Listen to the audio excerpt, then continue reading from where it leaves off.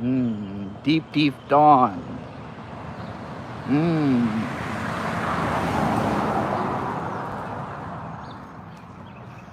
It's not time for the real life sign. It's nighttime for these fears of mine. Feeling troubled, feeling trapped. Can't shake that bubble off my back. Feel no harm. Feel no harm.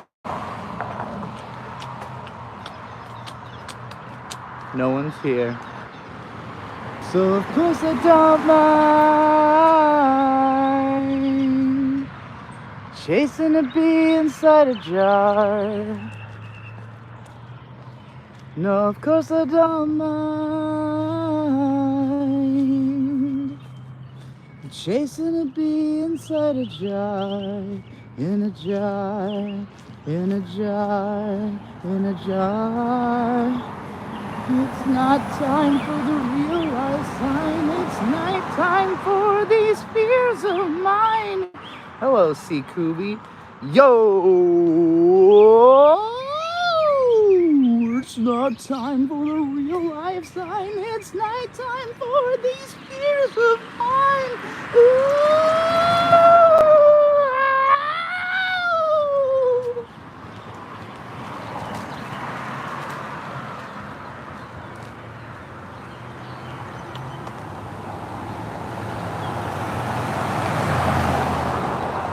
Just chasing a bee inside a jar.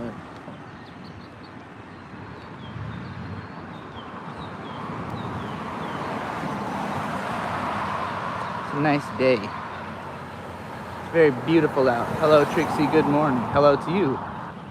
Obi Kobe? HD? Obi Kobe? The Obi Kobe? HD? I think that's how you say that. Jacobu Shirizu says, hell yeah. Hell yeah to you too, brother. Amazing, brother. Pop out only on occasions, brother. I'm out here looking for a fight. You'll have to find me in the forest in Northside, Norfolk, Ward's Corner, near the water of the James. As always. I'm heading to the graveyard again. It's gonna be one of those days. It's just one of those days, feeling like a freight train. First one to complain, leaves with a blood stain. Damn right, I'm a maniac. You better watch your back, cause I'm fucking up your program. Anger gets stocked up, just locked up. Next in line to get fucked up. Best bet is to stay away, motherfucker. It's just one of those days. Was bumping your song by Daybreak a few minutes ago. Good start to the day. Hell the fuck yeah. That's exactly what I like to hear. That's exactly what I wrote that song for, is you're like, getting up early, I'm fucking ready to go, out the gate, you know? I think every truly great rapper has to have a jump up and grind song, you know? Clipping has that one where it's literally him rapping over an alarm clock. He's like, game don't wait, hold up, wait, nah, eyes on the grind, motherfucker can't be late. There's a song by this guy, DJ Hard Hitter, called Rush. It's just like, I'm in a rush. I'm running just a little bit late. I'm running just a little bit late. It's like, that's the opposite end of the energy, you know? Like, I'm still hustle mode, but I done woke up late today, you know? Today, I did not wake up as early as would be implied in the song by Daybreak. Today, I woke up a little after daybreak. So, I'm not having a by daybreak day. I have had many of them since making that song, though. Many mornings in which I had indeed slapped 3 rappers by daybreak. Usually 2.5 of those rappers are Vito, Giswaldi, but, you know, sometimes there's another guy in there.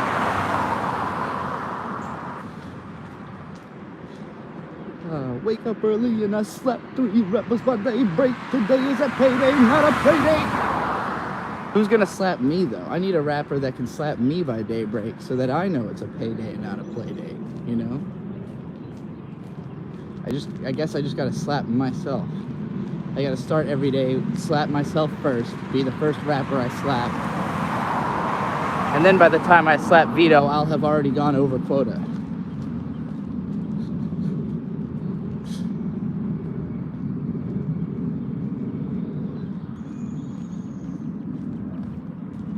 Yeah, by Daybreak, I was quite thrilled about that song. Couldn't stop bumping it pretty much non-stop until I made 100K. And then I got obsessed with 100K. And in particular, when I was on stage in that one, there's one early morning video. I can't even remember the fucking name of it. I was at the park. We had this big stage with a huge open lawn. And I got up there and I started doing 100K. Or first I was doing By Daybreak. And I was trying to visualize the crowd like moving to the song. And I realized the song is too fast for a large crowd. Like, it would only work in like a smaller, intimate crowd where it's like, I'm right up in the face of the people I'm saying it to, you know? So that you really feel that energy, like it's coming for you specifically. But like, 100K is a song that 100,000 people could bounce to. Kind of, it's like in the purpose of the song.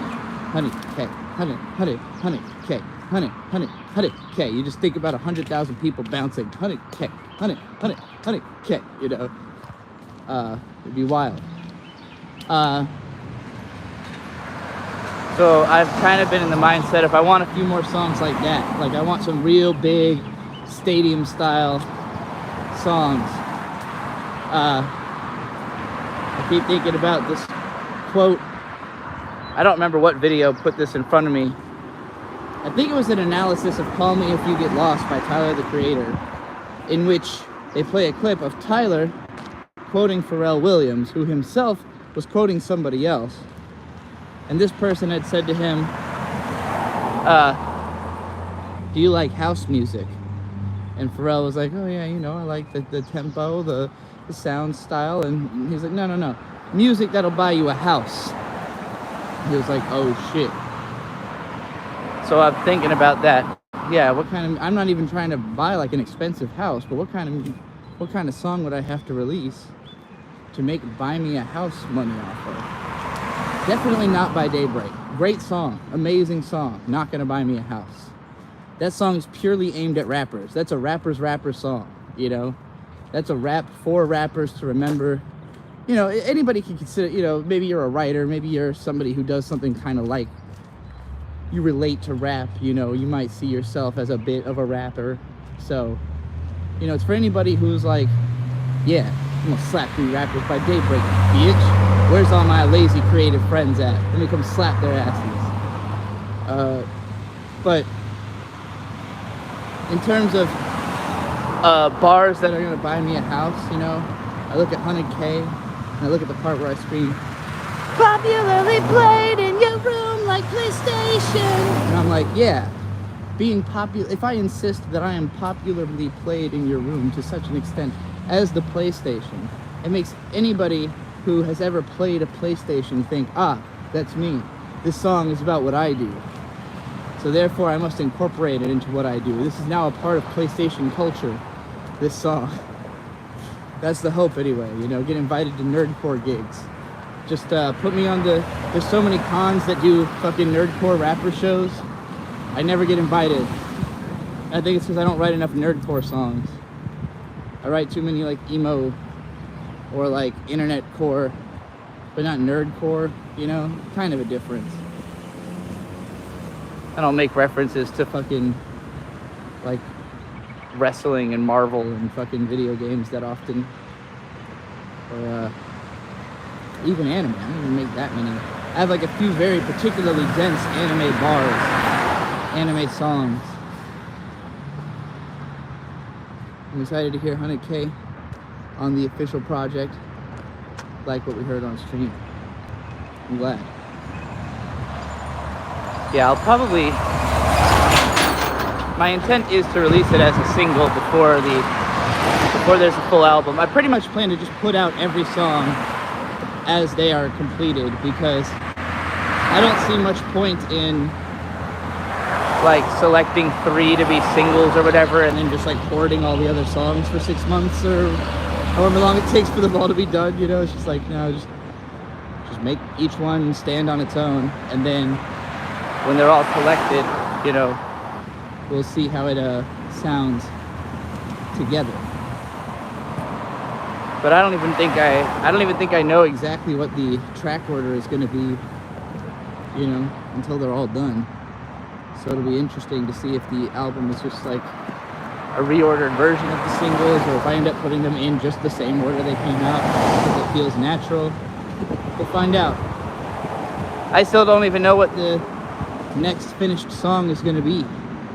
I've got a bunch of in-progress tracks for that album, but the only two that are completely done are By Daybreak and 100K. You know, I've been obsessed with Submersible, the next song that Sarah Louise is working on, Blind Skywatcher, and but I've only got like part of the hook done, which we recorded on stream yesterday. And then God, I've got like a few others that I've wrapped parts of on streams, and there's a few that I need guest features for. I pretty much want to involve everybody I've ever worked with on this project, like kind of take everybody and bring them back into the fold at like at the height of their current game, you know. So I don't know, maybe not everybody I've ever worked with on music. Anybody who I think I could get a hold of within a couple of months. There's a few people that historically, when I ask them for verses, it usually takes a long time, and considering I haven't talked to them in a long time, probably wouldn't be a good idea to come and ask for a verse out of nowhere. But other than those people, I'll be getting everybody else I know. I even brought Shade out of retirement as a beat maker. I said, Shade, you got to be on this album. You cannot not be on this album because everyone else is going to be on it. And so Shade made me some beats. He made me a beat. I haven't listened to the whole thing yet. There's like a whole group of people coming from the other side, coming up. Looks like a bunch of teenagers. I guess this is what happened when school's out. I'll just pass right by without saying a damn word.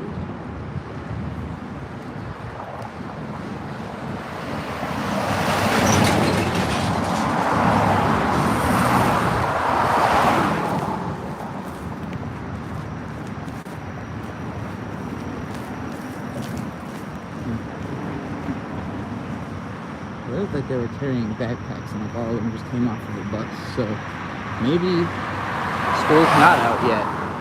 I thought school year was over already. Maybe there's like a week left or something. They all look fucking exhausted. They all look totally fucking exhausted. Oh wait, it's only 9:30 in the morning. That means they're on their way to school. So what the fuck grade goes to school at 9:30 in the morning? Middle schoolers? They all look way too old to be middle schoolers. Unless middle schoolers have been fucking taking steroids or some shit.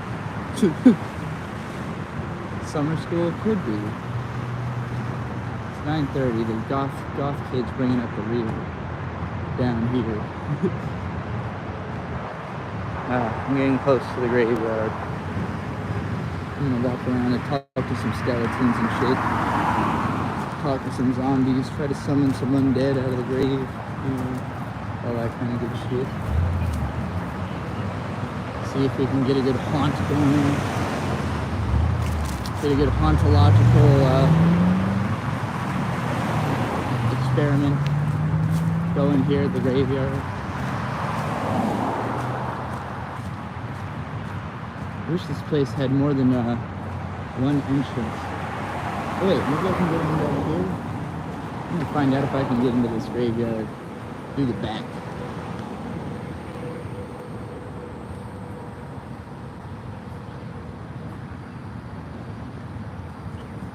How are you okay with being broke? I'm not. That's why I keep doing these live streams, to make money. I would have no cause to do all this if I was fine with being broke. It's actually safe to say I got so not fine with being broke that I decided to live stream all of the time. So, you know, thank you to everybody who's been fixing the situation. it's been really great. I've been making way more money than I ever have from doing YouTube by doing these live streams, like on a day-to-day basis. So that's been exciting. Probably going to, in like 2 or 3, no, what time is it now? It's 9:40. Okay, yeah, this is a back way into the graveyard. I hadn't realized. Dope. I'm in the graveyard now. Check it out. The dreaded sunny day, so I'll meet you at the cemetery gate. Keats and Yeats are on your side. The dreaded sunny day, so I'll meet you at the cemetery gate. So Keats and Yeats are on your side. While wild is on mine. So we go inside and we bravely read the stones. All these people, all these lives, where are they now? With loves and hate and passions just like mine. They were born and then they lived and then they died. Seems so unfair, I want to cry. You say dum-dum, salutations to the dawn. Words which could only be your own.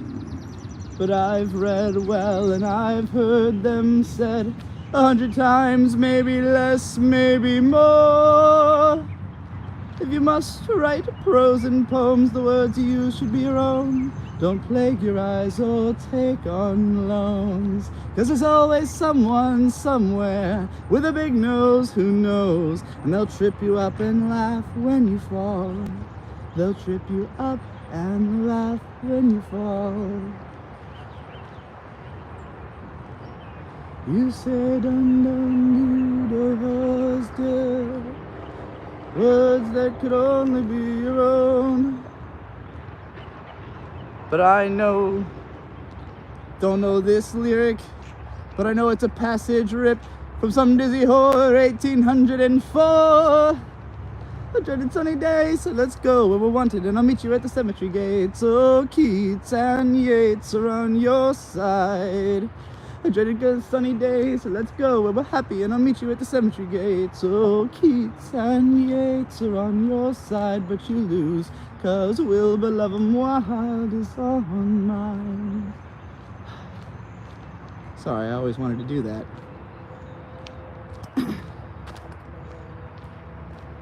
I've got to study now to give you money in the future, okay? Well, good. What are you studying? Studying graphics, Mr. Graphicsable, by chance?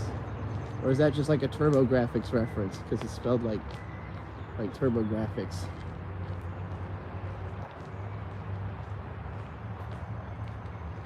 Imagine if I walked into a funeral while I'm singing the Smiths. That would be fun.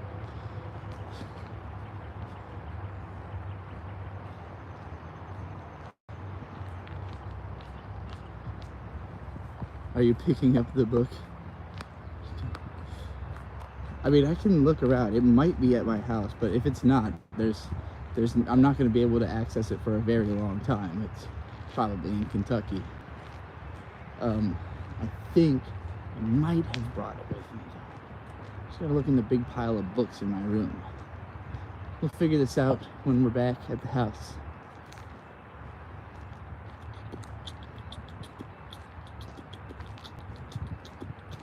I'd ask her to sing Cane Dead, Beggar for a Funeral. What, the whole album? Just show up to the funeral and do literally all of Day and Dead.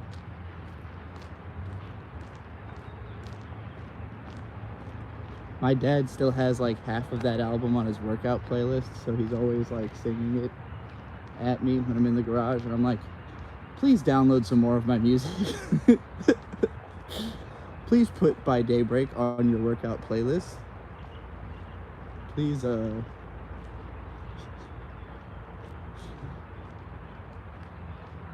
and Dangerous. He really likes Who the Fuck is Conrad and Freak Power. I think because they've just got that classic 90s style, like, rap flow, you know?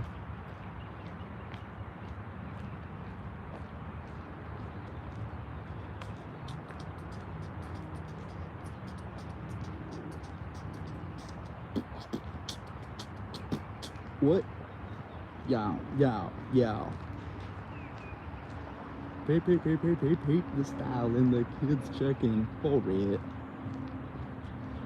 Man, it's fucking hot. It's been fucking hot every day.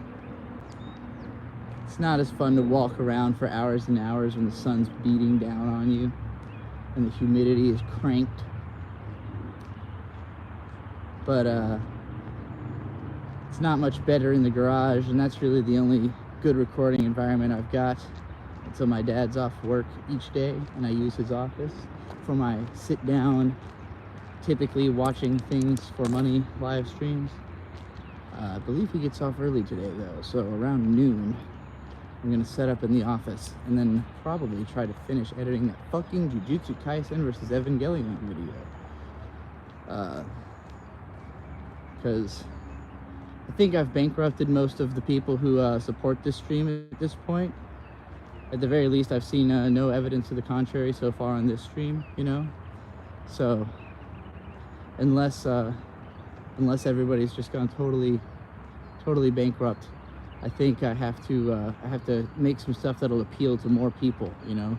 I think the Jujutsu Kaisen versus Eva video has a potential to maybe draw some more viewers into the fold, you know? I'll put a little ad for my live streams in there. Be like, hey, by the way, you like this video? Come watch me live. I talk shit about everybody.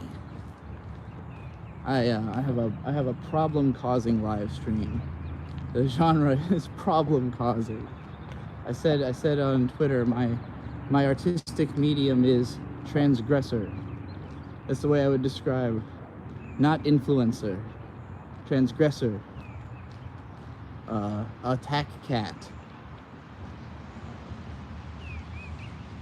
Look at this fucking... Can you even imagine being buried like this? Like a fucking miniature Washington monument in the middle of a Norfolk graveyard. This guy's name is Ironmonger. I'm pretty sure this is a Marvel villain buried here. Ironmonger. Dromwell. You know how much fucking money these people had.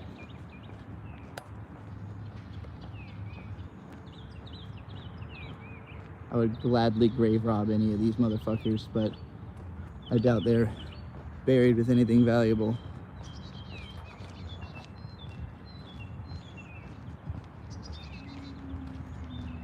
That'd be an interesting trade to get into, grave robbing. I don't know if you consider that a trade. I assume they have to, you know, sell the stuff that they rob from the graves to somewhere. So I would consider that a trade profession. Yeah. Can't be that much morally worse than being a YouTube e-beggar, can it?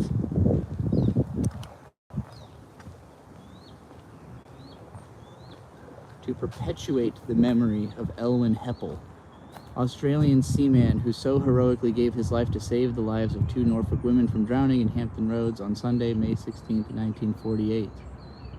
Greater love hath no man than this, that a man lay down his life for his friends. This monument was erected on October 30th, 1948 by the grateful people of Norfolk through the efforts of Civitan Club of Norfolk. So this Australian dude literally died saving 2 ladies. If he had lived, he would have had the craziest night of his entire life. Hopefully he got that in heaven.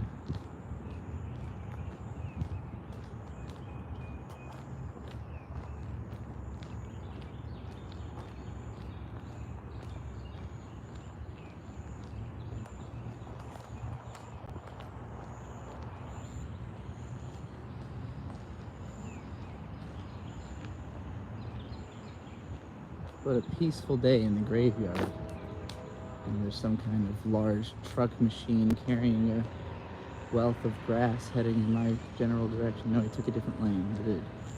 Good. I wonder how many times I can come to this graveyard and walk around for hours before the groundskeepers start to be like, hey, who are you? What are you doing here? Why do you come to hang out in this graveyard all the time? And I'll be like, it's fucking huge. There's so much space. This is literally a home for dead people. Meanwhile, homeless people, end of that sentence.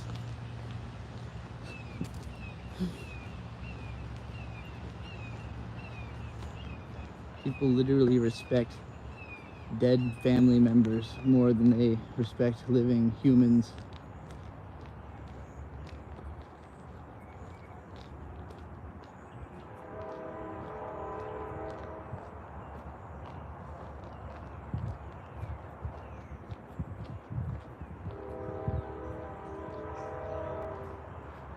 Well, this will all get dug up one day when there's not enough space left. Future people aren't going to give a shit about what centuries-old religious people thought of their dead.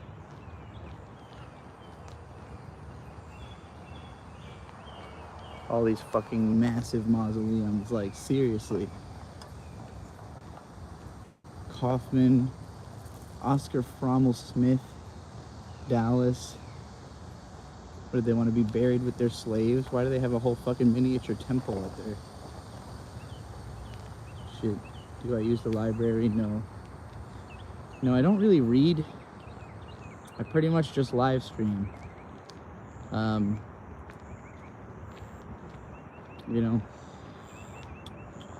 Historically, I've used the library a couple of times, but I never end up reading the library books, and they always end up going overdue. So I stopped doing that because I considered that a bad habit. Similar to purchasing books, buying books and manga. I tend to buy them, and maybe 50-50 shot I ever read it. So I stopped buying them.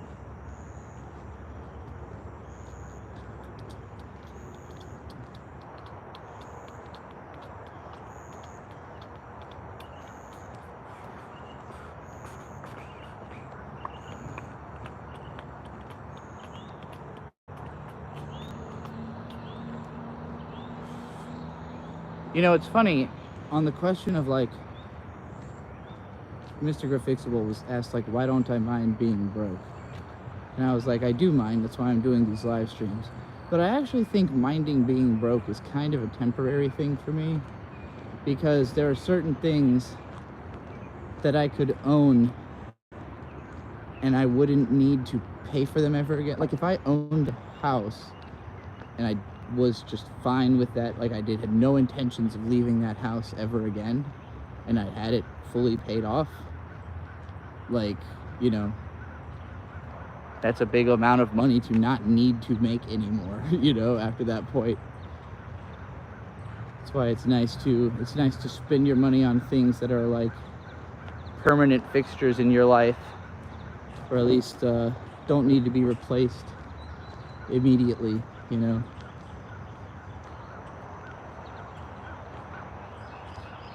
I feel like the capitalism trap is that, like, anything good is, like, craftsman made and therefore expensive, and, like, no one person logically could afford to own, like, one piece of every craftsman's amazing work. Like, you're really not supposed to try to have the best of everything. But, like, we've come to a point in society where most people who, like, if you're not a craftsman, if you're not somebody who just does one thing well, it's hard to find a sense of value other than in collecting as much stuff, that, like, reflects a sense of value to you. Like, something, you see the value in it, but you can't, like, replicate that value, so instead you use money to bring it closer to you, bring it into your life, or, like, keep it around, so to speak. But, like, everyone wants everything. Everybody wants all of the high quality stuff, and it gets to a point where, in order to be, like, competitive with people who can't afford anything, there's, like, certain things you need to have, And so lower quality versions of that get made so that people can like have a semblance of it, so they can get closer to it. But it's kind of a trap. It's like anytime, I don't know, most of you probably have had this experience, right? Where there's some kind of like very expensive hobby that you tried to dabble in, and maybe you got some of the entry-level equipment or something, and then you realize like you are just in over your head, that like that entry-level equipment doesn't make you competitive with people who actually know what they're doing, and doesn't teach you how to do that stuff, you know? Like, it doesn't teach you how to use the higher level stuff. It's like you basically are buying into Little League, you know, buying yourself into the kiddie pool version of something that people do seriously. This would be a good example of the separation between myself and my brother Victor. Victor is a cinematographer.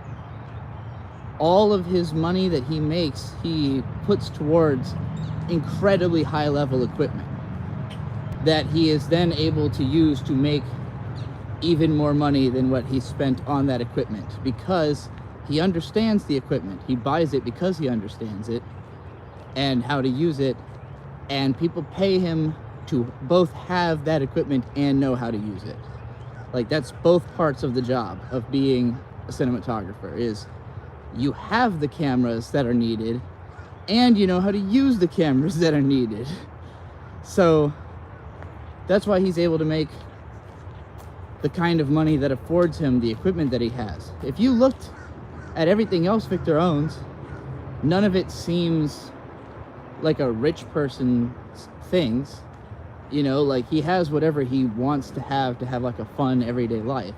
But most of it all just goes into perpetuating his state as a necessary camera person. That, like, you know, he's just widening the gap between him and the layman further and further and further, until the level where, you know, if you can't afford to hire somebody who really knows what they're doing, you can't have somebody who really knows what they're doing, you know? But what I do here, pointing a fucking inward-facing cell phone camera at myself and holding up a selfie stick, is like the lowest entry-level version of that. And I don't consider that to be what my job is, but it is innately involved in my job. And simply put, people who can do it better, or who can afford somebody that can do it better, already have an advantage, you know, over me, in that I can't afford to hire a good, like, cinematographer, nor am I a good cinematographer, nor would putting more of my points into that benefit me. And that's a mistake I've made in the past, of thinking like, I need a better camera, or I need better visual presentation. And like, ultimately, when I try to do those things, I just hit the wall of, yeah, but you don't know what you're doing. You don't know how to use all the settings on that camera to make it actually look the way it's supposed to look. You don't know how to rack focus. You don't know how to, you know, light yourself. The biggest problem I've always had when I used to do like vlog type videos is like, I wanted it to look professional. I wanted it to look like the big channels I was comparing myself to, not realizing that they are spending way more money, you know, on getting like the kits and the people who know how to use the kits, and like, you know, really having a setup. And so I think that I've fallen into the trap many times of like, instead of focusing on the thing I do well, thinking I have to incorporate, you know, one of the first things I purchased for my YouTube career was a drawing tablet. I fucking have almost, I mean, I think I gave it to somebody else at some point, but it barely ever meant anything, you know? Like, I quickly discovered, I don't know how to use this thing. I'm not good at using this thing, you know? Like, it's gonna take me so much time to practice getting good at this, that it's gonna take away from the time I'm already spending trying to get better at writing and trying to get my videos to be more popular, you know? So I just kind of completely tossed the idea that there was gonna be a hand-drawn component to my content, you know, which had been the intent. Totally went into YouTubing expecting to do sequelitis, to teach myself animation and do sequelitis, not understanding that sequelitis is like that because Egoraptor's an animator. And actually he kind of sucks at writing scripts, and I found that out, you know, only through after Game Grumps came about, and it took him like a fucking year to write his Skyward Sword video, and even then it was kind of a clusterfuck. And then he basically was like, yeah, I suck at writing, I'm not gonna do it anymore. And I was like, oh, well, I guess I shouldn't have been trying to be like you, because I can fill the niche of somebody who can write, you know, on this platform. You know, not that I'm the only person who can write in the category, but, you know, I'm much closer to making Errant Signal videos than I am to making Egoraptor videos. Shout out Errant Signal, shout out Matthew Matosis, shout out Noah Caldwell Gervais, all amazing writers. Shout out Super Bunny Hop, shout out The Company Man, Justin Hunt, I mean, not Company Man, the YouTube channel that talks about companies, but The Company Man, Justin Hunt. Although Company Man I'm sure is fine too. Shout out Regular Car Reviews, Dick Masterson, Endless Jess. People who can write. This is what I'm listing right now. There's only so many of us. People who write great scripts for their videos. Trying to think of a couple more. Who are some of the best, just the best writers for the stuff they say? You're like, oh, damn, that's a quote. Ooh, I'm gonna say that. I'm gonna fucking incorporate that into my lingo. Shout out John Boys, yeah, that guy. That's the dude, I have only seen a couple of his videos, but that's the dude who made the, like, that one about the football match, right? Like and he does like all the paper cutouts and stuff. Am I thinking of the right dude? He wrote that like sci-fi future football story. Right, I can barely read. I can write a lot better than I can read, I'll tell you that. I don't know how it works, but I suck at reading. I'm much better at writing. Gigs ghostwriters, no, they're not doing it. They're not doing a great job, in my opinion. If only Sames Jummerton hired you to write his videos. I know, right? Sames Jummerton, where are you fucking at? James Summerton, please, let's team up. Hear my cry. Hear my call. No Diddy. No. I'm trying to think of how to.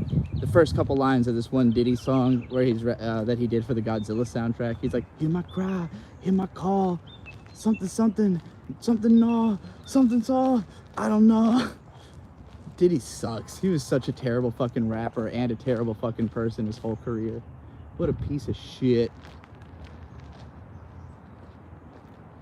But anyway, James Summerton, I don't think you deserve to be canceled that badly. You're not Diddy. You didn't fucking beat up your girlfriend and not even drop your towel in a hotel hallway.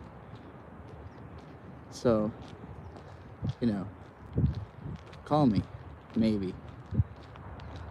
We'll team up. Isn't James' career over anyway? That's what I'm saying. I wanna help revive. I think James Summerton could come back as a Disney villain, like a queen bitch, like, you know, like an evil queer.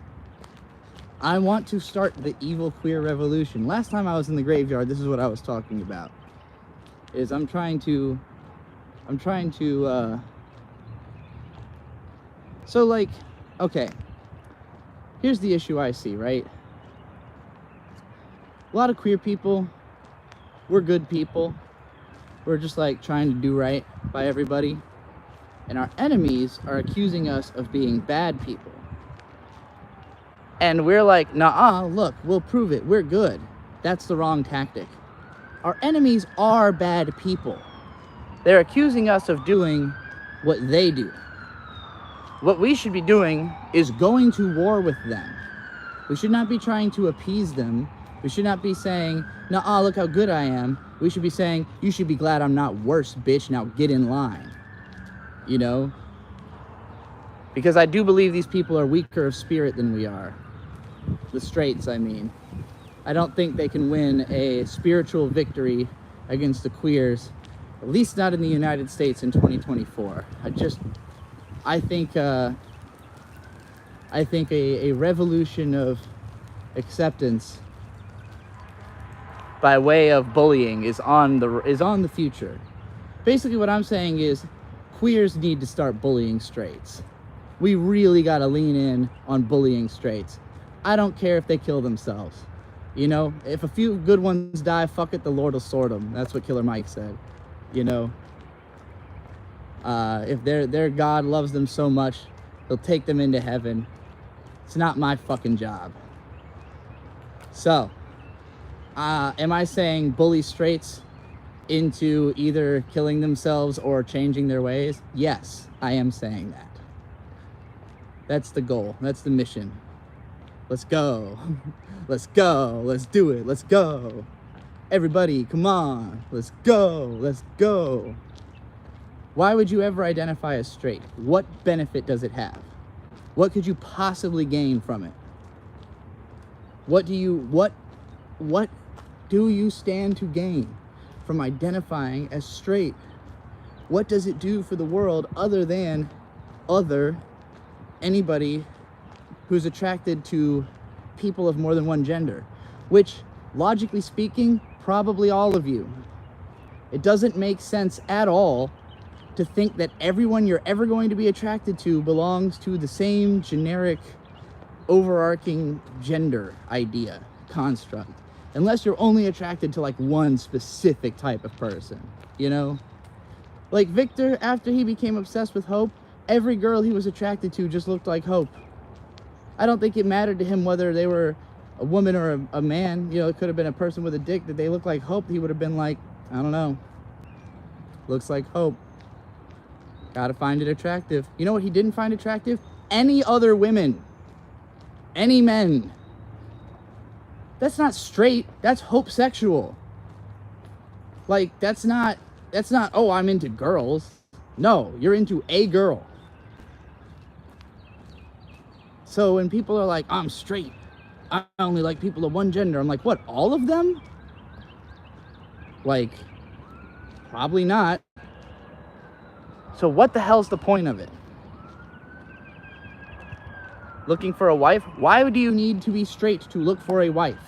Do you need your wife to be unwilling to... Like, you're suggesting that if a woman found out that you didn't identify as straight, you are now unmarriageable. I do believe that in the good year of our Lord 2024, there is no young woman who is going to have this problem unless she is herself a problem. And simply put, we can bully them out of that. And I think we should. I don't think there's any value in the straight identity. I think it's cancer and it should be killed. So, death to the straight identity. That's the vibe. Am I gonna contact James or do you want him to contact you? I don't know how to get in contact with James. This is the kind of thing to me where I know when I talk about other internet creators, well, let me rephrase this. When internet creators talk about one another, someone tells them if there's any crossover in their, like, even tertiary circles of their fan base, right? Like, if there's one person who was like a reply guy to James on Twitter, who's also a reply guy to me on Twitter, that's the person who's gonna clip me talking about James and be like, hey, this Trixie person wants to work with you. And then balls in James' court to either be like, I never heard of this bitch, I don't give a fuck, she doesn't seem famous, or to go, fuck, I am so desperate, she seems cool, I'll do it.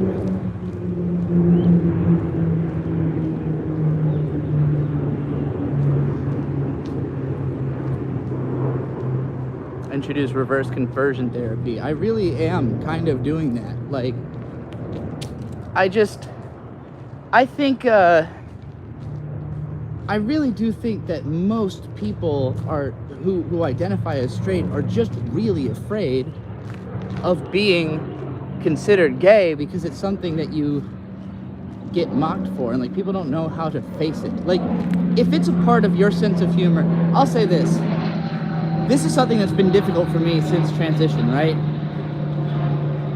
I mean, going back to Gay and Dead, right? That whole era where me and Ben and would just sit around and go, I'm gay all day long. I'm gay, I'm gay, I'm gay. And like, even at the time I was just like, why do we find this so funny? Like, what is funny about saying you're gay when you're supposedly not gay?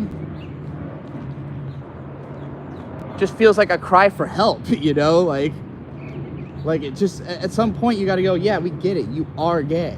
When are you gonna suck a dick about it, you know? Like, why do you have to keep saying it? And so, like, on the other side of that threshold of, like, somebody cuts me off in traffic, I'm still like, you motherfucking cocksucker. It's like, I'm a cocksucker. I actually suck cock. So how is this a thing I'm yelling at someone else in anger? Like, I think it's funny, you know? And, like, I want queer people to embrace that side of themselves that still says, oh, you fucking faggot, you know? Like, when you get killed in a video game. Like, you don't have to work so hard to kill that part of yourself just because it feels weird. Life feels weird, you know? But what I want is for the other people who think that because they have spent their whole life, you know, calling people they don't like gay, and then realize, oh fuck, I might have some gay thoughts, like, and then it just like cripples them. Like, they can't move past it. They're just like stuck in their head of like, oh no, I'm the thing I make fun of. And it's like, just be the thing you make fun of. Whatever. You are cringe. You're all cringe. No one's cool. No one's lit. No one's happening. No one's popping. No one's fucking coolin'. Nobody's doing fucking shit. You're all boring. You all suck. I know it. I see you every day. I see every person all the time. No one's doing anything fucking interesting. You're either wearing clothes that are too expensive or fucking spending too much time having sex. I don't know. You're doing something wrong. No matter how cool you think you are, you're doing something the fuck wrong. And I can figure it out. That's why nobody wants me around. I will make sure you humble yourself before me, goddammit. Just as I have done. Fart on the tree. $5, I'll fart on a tree. $5, I'll go to that tree right there. I'll fart on it. Or this tree, I don't care. I'll fart on any tree you like. $5. You're broke? Well, then don't fucking ever tell me what to do. Go back to work.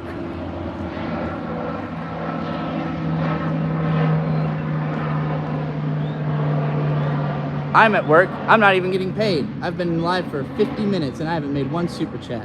What the hell is going on here? It's the brokest fucking morning I've ever spoken to. Well, tell your friends. Find somebody with money and hand them the phone. Tell them, put their credit card information into your phone and then continue making super chats using their credit card after they've given it back to you for like 6 months. Farting on command, sick power. I don't really have a fart loaded. I was just gonna fake it. I suspected that he didn't have any goddamn money. Nobody with money goes around telling people to fart on trees. Only fucking sick weirdos from the internet do that shit. I'm talking to you. Fart for free. I ain't got no farts. Tree hugger. $5 is too little for that? I don't know. It's just a tree. I mean, it would take 1 second. $5 for 1 second of work seems pretty worth it to me. Especially because I was going to fake it anyway, so...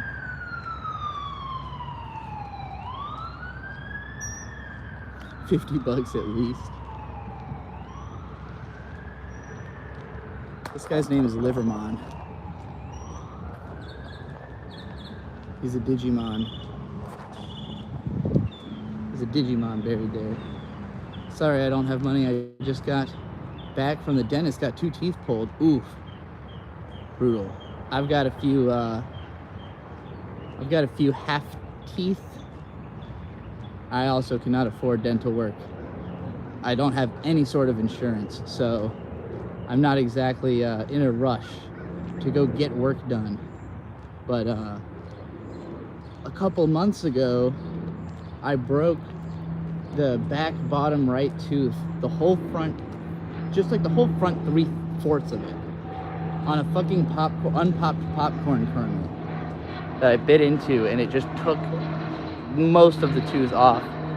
A lot more of it continued coming off over the next few days, like until it was just like a smooth basin. And now shit gets stuck in it every single time I eat. And I already have a completely eroded top left back tooth. That took years to completely dissolve. But now it's just a hole where food gets stuck. And God knows how many more I'm going to lose before I can do anything about it. Because I had a dream not last night, but the night before. One of those dreams where all of your teeth fall out. It's just like, I think I was eating something and then like something comes out with the tooth, and then one by one I just feel each of them just slide right out into my hand, and I'm just like, oh God, they're all coming out. They're all falling out. Shitty dream. Butter Coke Jez, what is with you and farting? What's going on? Are you alright? Are you okay? You're really on a fart tear right now.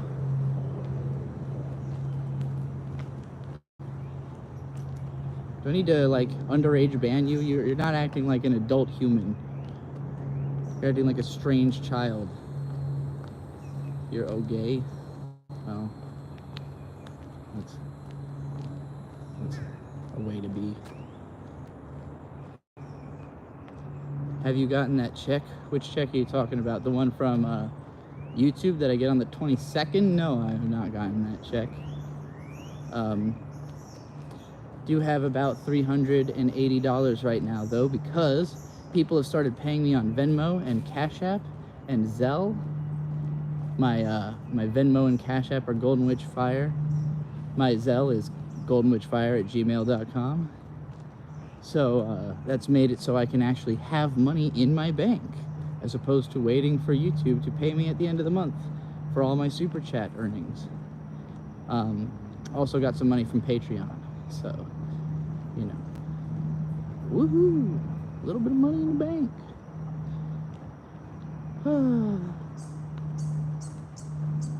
Oh, have I gotten my teeth checked? No.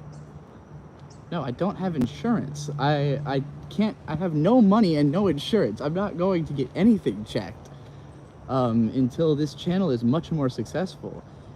Why do you think I am so desperately streaming all the time and begging people to spread the word? Begging people to come to my channel and listen to me rant about how the straights all need to change, or whatever crazy shit I'm on about. I don't know. I don't know how you pitch this to people, like, check out this new lolcow, or hey, or this old lolcow who's newly making content again. I don't know. How do you pitch it? Figure it out. The snob is gonna sob at the end of this fiscal quarter. I hope so. I'm coming after him with all I've got, but you know, I've only got so much. I've only got this little pocket of, you know, hardcore viewership, people who have largely been around for a really long time, you know, people who know me on that level. But I need new people to know me. I need people, or people who knew me before, to come back. How do I draw the old viewers back in? How do I pull them kicking and screaming into my vortex of live streams?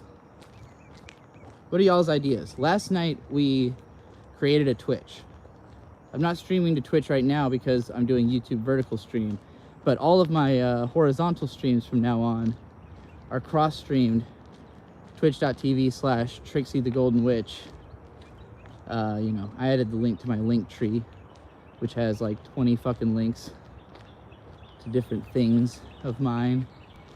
But you knew me back when I did Digibrony stuff. Well, what draws you in right now? What makes you think, ah, This is interesting content. I'm going to watch this throughout my morning. And what would you say to somebody else if they asked you, what are you watching? Would you be like hurriedly covering your phone, like, you know, hitting the lock button as quickly as possible, dashing it into your pocket, stuttering, nothing? Or would you be like, yo, you gotta peep game on this shit, homie?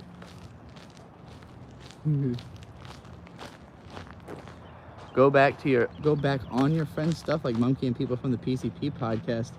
I'm not really friends with any of them though anymore, so it would be a little weird. Also, I don't know how many of them are doing anything. Like, does Monkey have a show? Is he even like a internet guy anymore? I have not heard any tell of anything Monkey's done in the last fucking 5 years. You know, I see Nate, he's still out there doing stuff. He got his channel back. He did like a panel with Shaves at Anime Boston. So, you know, he's still around. But Nate is extremely drama averse, and I am barreling headlong into being the most drama involved I possibly can. So I really don't think Nate's gonna want any of the smoke that comes with associating with me. I don't think he wants to have to field any of the questions that come from that. So I don't see that happening. You know, Jesse's still completely behind a paywall. I have no idea what Munchie does now. I don't think he's on the internet anymore. Ben is on site getting punched in the face if I ever see him again. Who else is left? Devu is not really on the internet anymore. Lethal Aurora Mage is a VTuber. So I haven't seen any of the streams that Mage does. I don't even know if they're still using the name Mage. I guess the best bet would be Jeff, Mother's Basement, right? Find a reason to get into an argument with him on a stream again. But I don't know. I don't know if Jeff still thinks I'm worth fucking with, you know?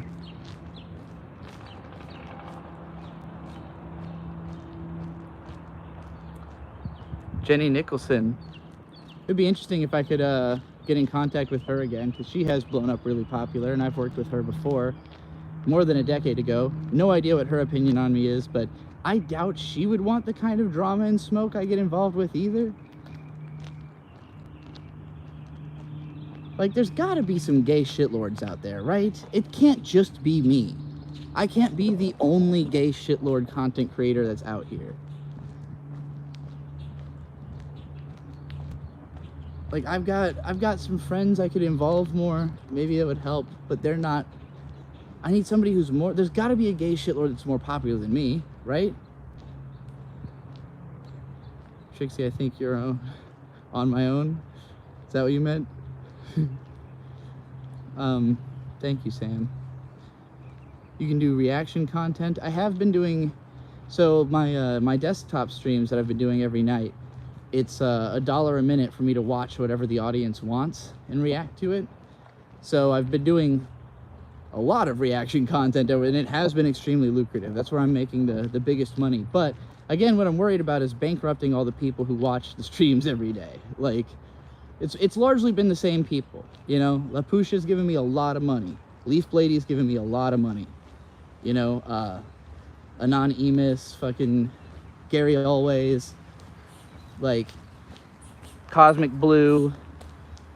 I'm trying to think of all the names that I see pop up a lot. Like, there's a few people who have given substantially more money than anybody else, and I'm sure that they do have better jobs than the rest of my audience, but I'm not trying to cut into their fucking personal take of whatever they're trying to do in their lives, you know, just because my audience isn't big enough. Like, that's not fair to them that I don't seek more people to steal from, you know? Gotta mix it up.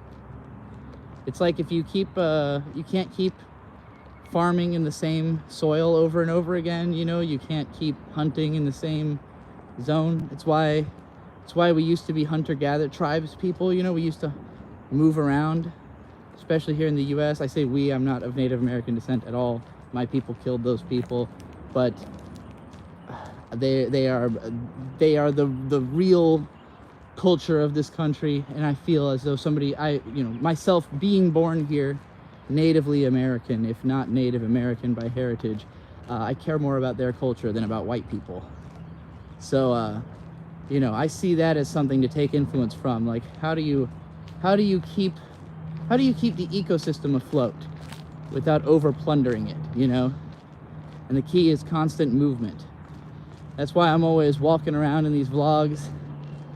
That's why I'm always doing different subject matter, slightly different appeal. I want it that every video has the chance to catch on with somebody different, whether they are already a fan, whether they're somebody completely new. But most importantly, there needs to be a lot of them so that some of them might have money. It's not that like the people with money are better than the people without it. All of them are good to have in the audience because it is a numbers game, but the audience needs to just be large enough that some of those people do have money. That's all that's required. I don't need a ton of money, but I need a lot more than I make if I want to do the things I want to do. And in particular, doing all the things I want to do with a partner, because that raises the cost of everything as well. My partner also has a job, makes his own money, but both of us have really ambitious lifestyle ideas. And both of us are looking at our jobs like, damn, how the fuck do we make more money doing this, Already busted my ass. How do I bust my ass smarter instead of harder?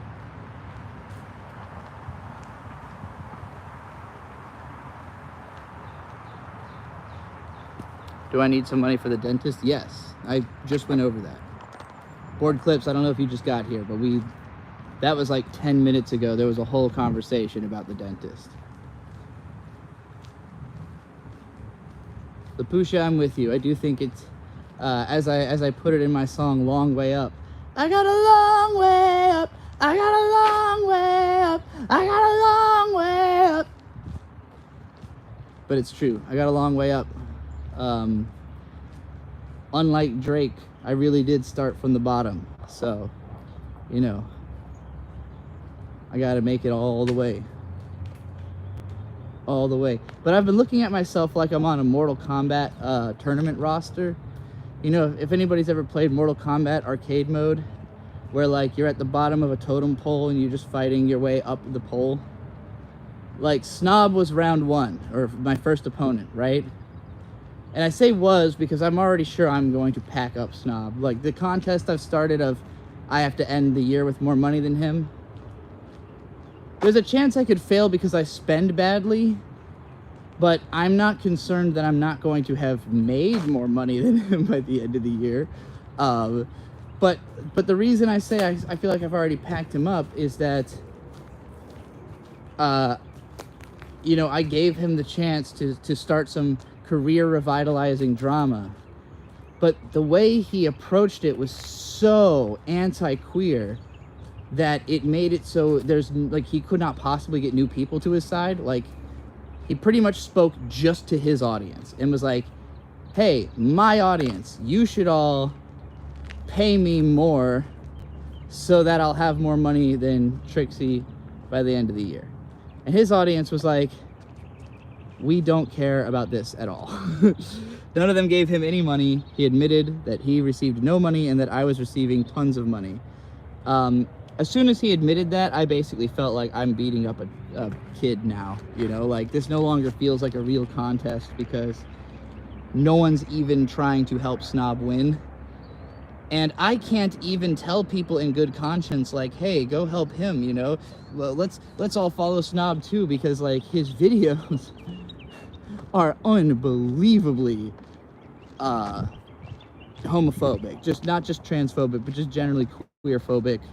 Like the level he went to was so far beyond what I was expecting, that it was kind of like he killed himself on that one. So yeah, so my round 1, first rung on the poll is Snob. Snob's basically been packed away. So then I've been trying to figure out what's rung number 2. So I kind of selected the quartering.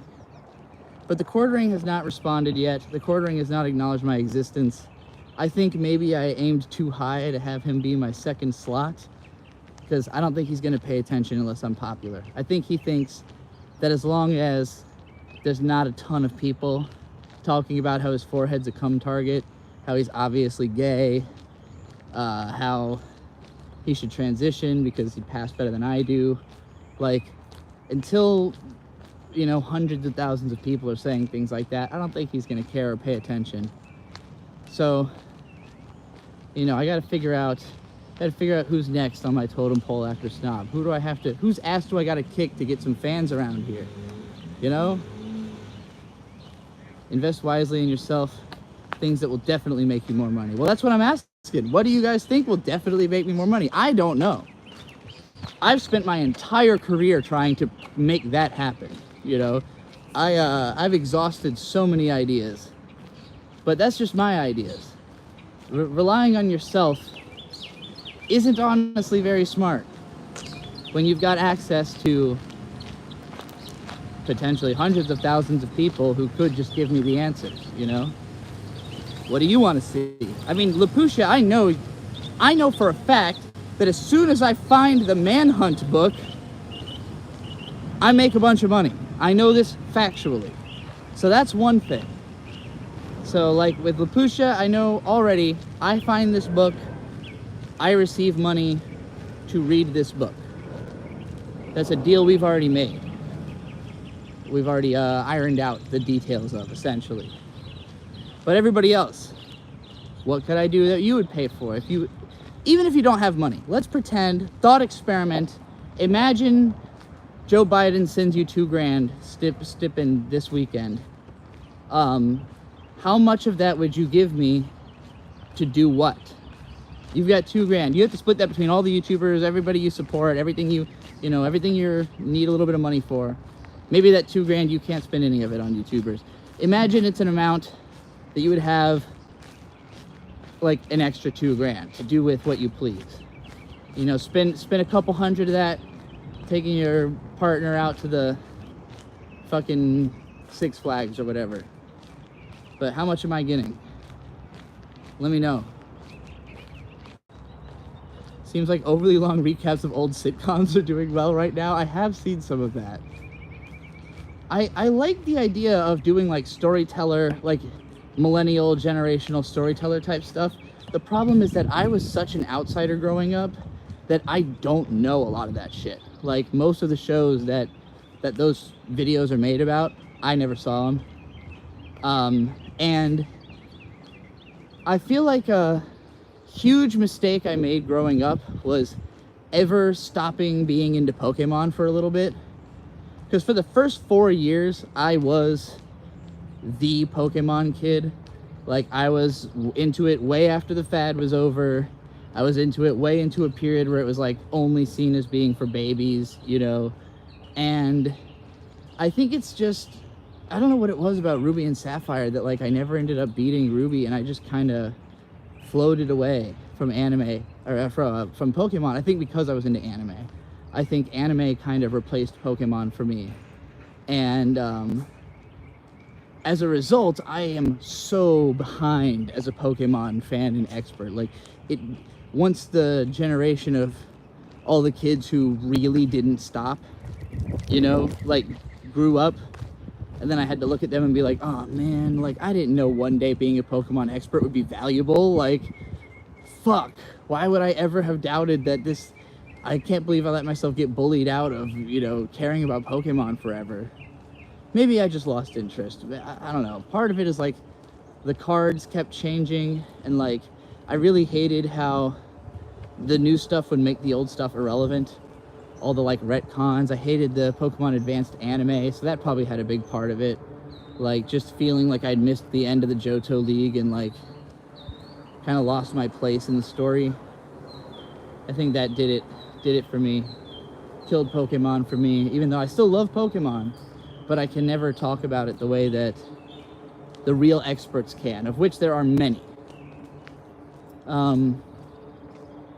But like, it'd be interesting to maybe do like rewatch and recap Beast Wars, or like, because like a lot of Transformers gets talked about, very little do people talk about Beast Wars, which I was fucking, that was my introduction to the franchise and my first like show I was really obsessed with, even before Pokemon. You know, I had a period of being really into Godzilla as a kid, but that's another thing where there's a whole wealth of Godzilla shit out there, you know. No need for more Godzilla coverage. It's pretty well done. What else did I like growing up that I could make a summary of? Well, something I've been thinking about, and I would say I'm much more of an expert in music than most things. But for most of my career, I've found music really hard to talk about, and it's only in the last few years that I really started getting good at it. But I still haven't found like the avenue, like there's, with music, every different genre kind of has its own whole fan base. So like, the Punk Rock MBA is the music channel that I probably relate to the most in terms of like talking about the music I grew up with for the most part. But I tend to branch genres and cover like a wide spectrum of stuff, and like a lot of my anime fan audience just doesn't listen to music at all, or they only listen to anime soundtrack music and game soundtrack music. So it can be really difficult to communicate about music to like a wider part of my audience. But I do have a good idea for a video about System of a Down Steal This Album, that I might just like make the video on stream later today and then clip it, and make that the video, because it's an album that the concept of it is that all the tracks had been widely distributed, like leaked on streaming sites, and so they like released an album of like the finished versions of those songs. I'm one of the small group of, you know, people who remembers having all that stolen music way before that album came out, and listening to that shit over and over again. And so I think it'd be interesting for me to go through and like talk about all the differences and what it was like to, what my impression of System of a Down was because of the fact that I had all this extra music from them, you know, and how differently artists treat their catalogs now than back then because of stuff like this, where it used to be a band recorded like 50 songs for an album, 40 of which no one was ever going to hear, you know? And that's like the, you know, the stuff that got leaked, just stuff that didn't fit onto their second album. But nowadays, like, because there's this expectation for you to put out content all the time, way more artists take the approach I do of just like, if I make a song, it's coming out, you know? Unless it's really bad, that song is getting released somewhere. Hell, even if it is really bad, it might still get released somewhere.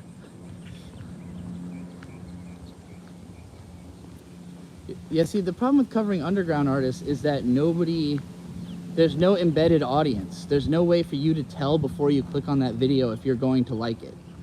Like if I say, you know, I'm covering the latest release from Ada Rook. Like if you don't already know who Ada Rook is, you have no idea what that is. So I'd have to say something like find a sensational way to describe it in a title that's attention grabbing, like, you know, this brutal, fuck, now I have to boil it down to like a genre label I don't even want to do, or like boil the artist's identity down to something for a title. Like, how do I advertise it? How do I tell you to go listen to the new Ada Rook album? Like, like, how do I get you onto that video? The video is selling you on it, but how do I get you onto that video? Like, Shaves has that video, My Favorite Horror Anime. Like, that's a pretty good title. It kind of presupposes that you think Shaves' opinion is interesting or good, you know? But it could just be, if you're looking for horror, like if you just Google horror anime and My Favorite Horror Anime comes up and it's something you've never heard of, you might click on that. As opposed to, obviously, the name of the thing would not have worked. But could he have made that video if it wasn't his favorite horror anime? If it was just like, an exceptional horror anime no one talks about. Like, would that get the same amount of views as my favorite? And even then, it's not like that video has a shitload of views or anything, but, you know, the marketing is the difficult part. What you talk about can be almost anything. It's how you market it that determines how popular it's going to be. And so, like, when it comes to stuff like, you know, if you say cover more underground stuff, I would love to, but I just need to know, how do I sell it to people, you know? Which can be easy to figure out if you can figure out what the sell is to the people who like it, you know? I have a tendency to talk about things I like and why I like them, and I don't really think about what other people think of it. You know, I don't tend to go looking for other people's takes on the thing. I just kind of say mine. It might be easier if, like, if people were telling me to talk about something and they're pitching to me, like, here's why. You know, here's why it's good, here's why you need to talk about it. And it's like, okay, I can do that, you know.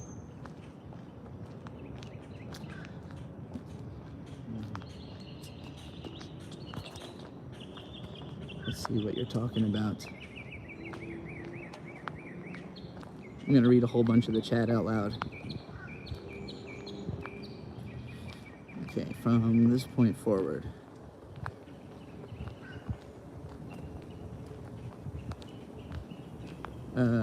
Maybe board clips can clip you. Hey, if anybody wants to clip me, please do. I have lots of good clippable moments in these streams, and I just do not have time to go back through them, and I cannot afford to pay somebody to do it. So, you know, if you don't want to clip it yourself, leave time codes to places you think I need to clip. That also helps. And I'll, you know, try to get around to clipping that stuff. I'll probably do it on a stream because I'm pretty much just trying to do every part of my job on stream. Again, right now, the hardest thing I'm facing in this job is that I can't just do it whenever, like, I can't do every part of it whenever I want. I'm, like, the only place in my house, the only two places in my house that are suitable to record are the garage and my dad's office. So whenever my dad's working, the office is not accessible, which is usually 9 to 5, which is also usually when Bird is working and is the hours I would most like to be working. So that's why I always do these walk around live streams, even though I usually don't make any fucking money, because everybody's just waking up and they haven't been emotionally wrung out to the point that they need to spend money to feel good about themselves yet. You know, we haven't gotten to that state of the day. So I'm always just kind of ranting about stuff, and usually the rants are good and they draw more people into watching the streams, you know, when they see the VOD and they're like, these are amazing rants. But you know, it feels like not, like, this is the time of day I should be on stream clipping rants, you know, clipping previous streams, clipping whatever I did the night before in the morning, you know, or doing like maintenance, like background aspects of the job. Technically I could do that stuff just like in my room on a computer, but not on stream, but then I wouldn't be streaming. Nobody wants that. I see what looks like a funeral happening over there, so I'm gonna walk not towards it.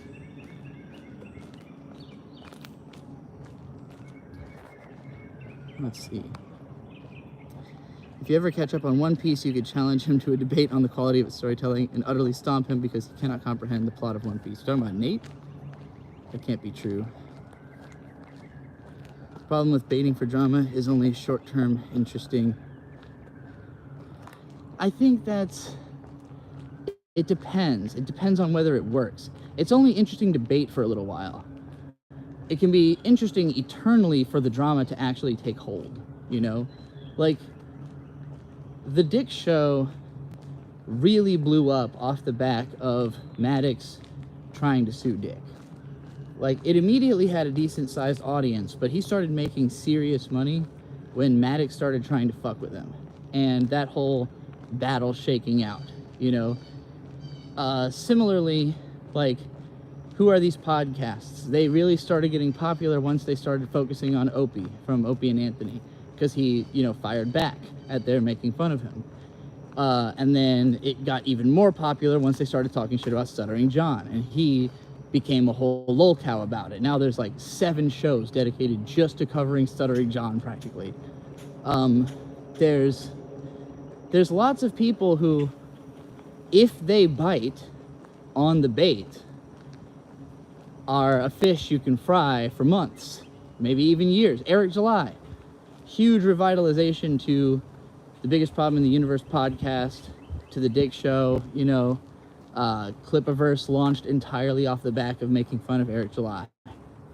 So like, all it takes is there being somebody being a big enough cry bully, you know. And like, I guess the problem, like, Jeremy the Quartering is a cry bully, but he hasn't done anything to make other people mad at him enough lately. Like, I mostly have been picking on him because he keeps trying to take shots at like EVS and people who I think are just right in their conflict with him. So I see him as like, this is a guy who people who should be on his side are starting to hate him. So I could see cannibalizing him. I just think he's being really cautious. I think right now, Jeremy the Quartering is not trying to get into a fight that could potentially fuck up his reputation, while he sees what's happening with Eric July, and he sees what's happening with Null Kiwi Farms, and he sees what's happening with all these other fucking lol cows that are fucking up their own career to the tune of making other people a whole lot of money. And I would have had Maddox. I could have taken him. The problem is Maddox keeps running away. He's also been really cautious, and now we all know it's because he's launching this fucking terrible animated version of The Biggest Problem in the Universe. Or not that, the Alphabet of Manliness, I mean. His fucking 20-year-old success he's trying to dig back out of the grave. But he won't acknowledge me at all. Like, he keeps calling me a pedophile, and I would sue him, but I know he doesn't have any money, and I don't have any money, so I'm not trying to launch a court case about it. And also, I can't prove any damages because nobody takes him seriously. Maddox is the laughing stock of the whole fucking internet. So it would be one thing if he would bite on the bait I keep sending his way. Like, I talked shit about him for like 4 weeks straight, and he literally didn't acknowledge me at all. Would have loved to have big beef with Maddox, but he just kind of gave up and disappeared when he realized he was losing again. So that sucks. But yeah, I'm just waiting for somebody to come at me like that, you know? I'm waiting for a cry bully to have a real problem with me, so I can just make it really interesting.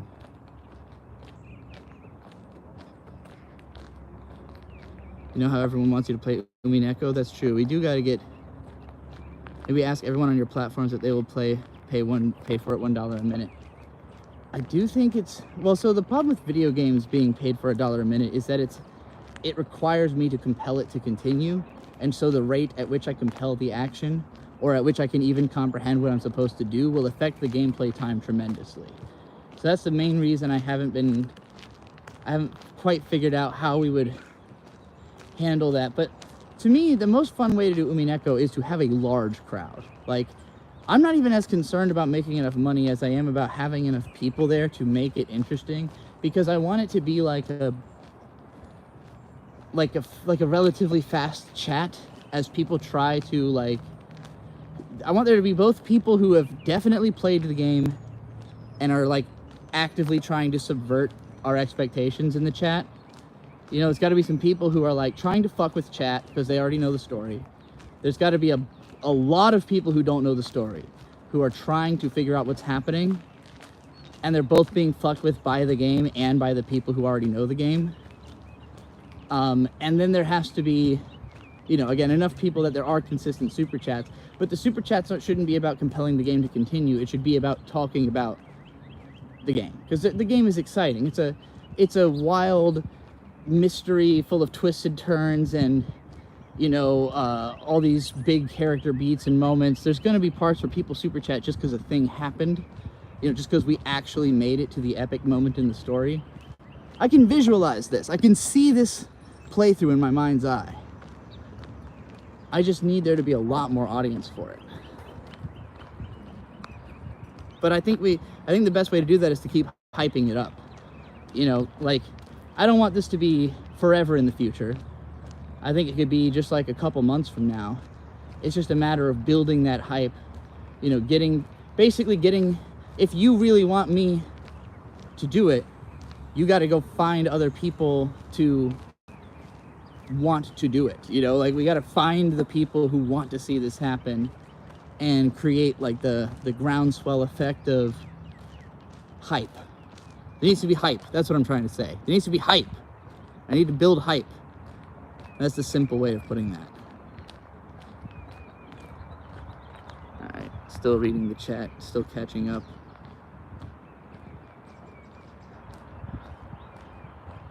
How much time a day do I spend on camera a day? Lately, it's been like 8 hours, about thereabouts, maybe more. Standard workday hours, you know. I don't see any reason to do it for less than the amount that somebody would work to earn a living wage in the USA. I don't want people telling me I'm lazy, that I'm doing a fucking nothing job, you know. I've been hauling ass around a graveyard for 85 minutes for nothing, actually, for no money. So I'm not even really doing work right now. I'm just kind of fucking around, I guess.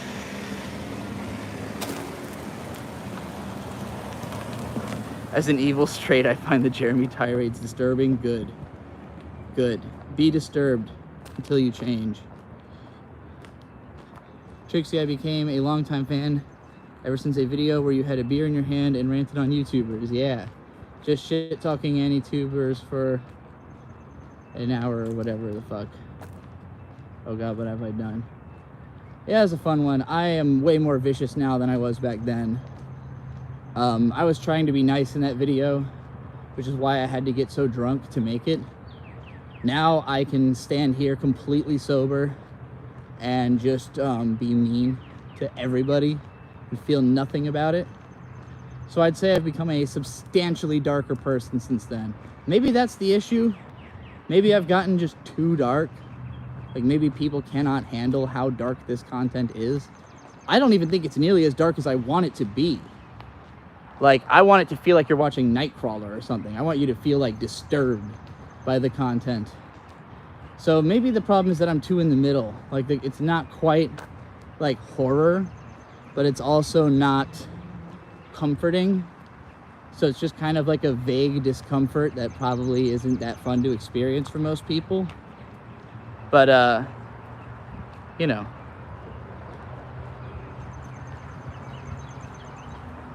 Get people to fund 3 hours of you playing Umineko at your own pace and doing that until you finish the game. That will generate hype over time. Drag it out over a year to make it twice the thing.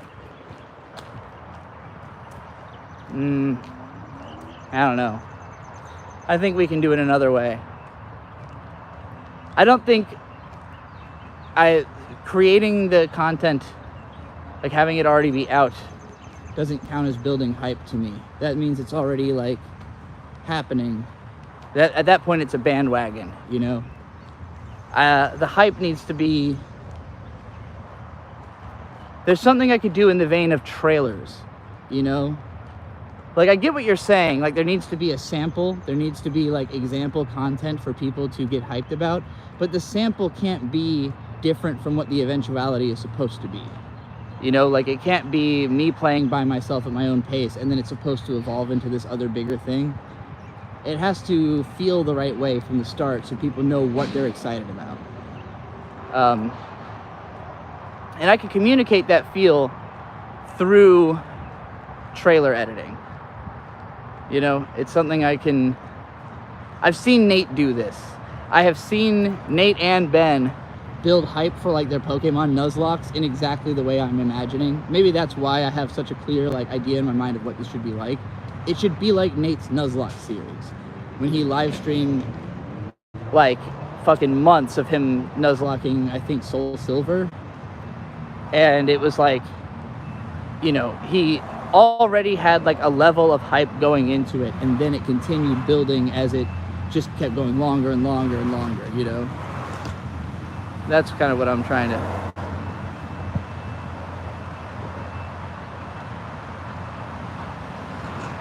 have fans of the game call in. That could be interesting.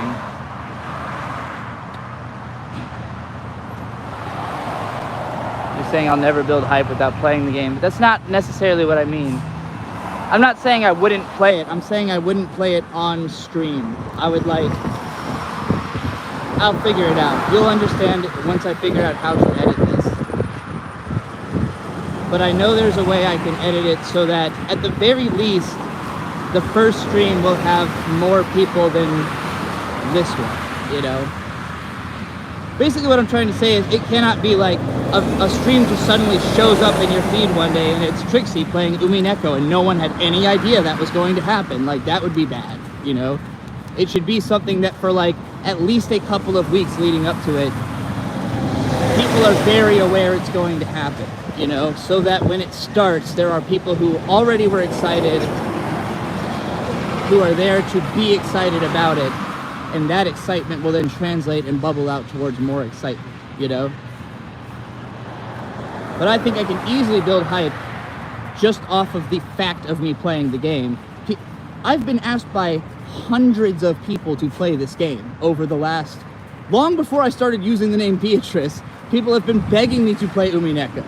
So that's why I think it's such a big deal in my head. It's like, I don't think there is something I could do that would be more definitional to my audience than me playing Umineko. Like, I named myself after the fucking thing a decade ago, you know? It's as embedded into my identity as anything is ever gonna be. So it has to be treated with that level of, like, care.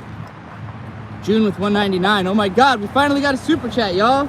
It's not a free live stream anymore. Thank you, June. People meme on content creators when they complain. That's true.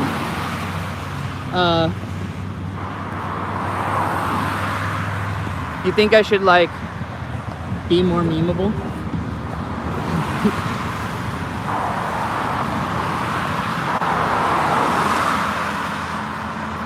Do you mean to say that when content creators complain, people meme on them?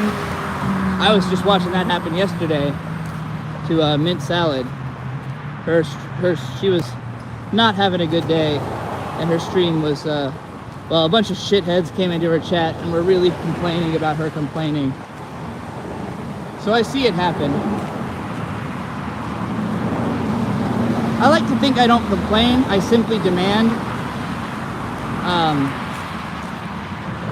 You know, my shtick is that I think you're, like, I basically treat people as if their worth can be determined in how much they communicate to me, whether it's through money or just even through speech.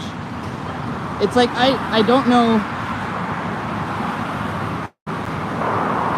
When everybody is just names on a screen, I don't know how to innately, like, feel that you have human value, especially numbers, right? Like, if I see the number is 20 and there's 10 people in the chat, those other 10 people, I have no concept that they are even human. And those 10 people, half of them could be like my personal friends who just aren't speaking right now. But, like, I don't know. To me, it's a number. So it's like, only as people communicate with me does their humanity become more clear. You know, like, they start coming into focus and becoming people. And so the more you chat, the more I recognize you, you know, particularly people who super chat, I will definitely start recognizing their names as they keep paying me, you know. So, like, I guess basically my gimmick is being extremely forward about the, what's the word? Parasociality of the relationship, you know, because I value parasocial relationships. I think that people like to talk shit about them, but in this modern world, you really got to take what you can get. And a lot of us, the best we can get is parasocial.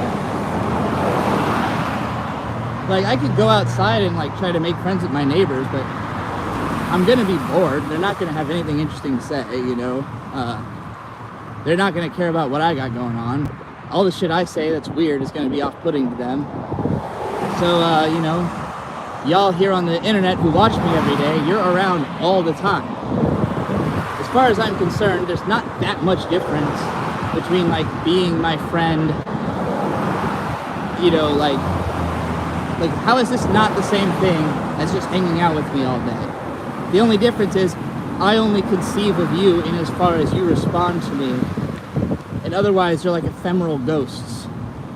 And I myself am like an ephemeral ghost in that, like, I can't interpret the fact that, like, you've stopped You know, like if you're doing something or you're distracted, like I can't stop what I'm saying for you. I can't act like I'm in the room with you. So there's always like this little bit of disconnect. It makes it feel like kind of shaky. But I don't know, we're all really doing this at the same time. I'm really talking into the phone, you're really listening to me. So it's not like we're divorced by that much, you know, conceptually. Space, time, a little bit. No, space but not time. We're divorced in space, but together in time. And we got like a portal, like a weird mind portal open here.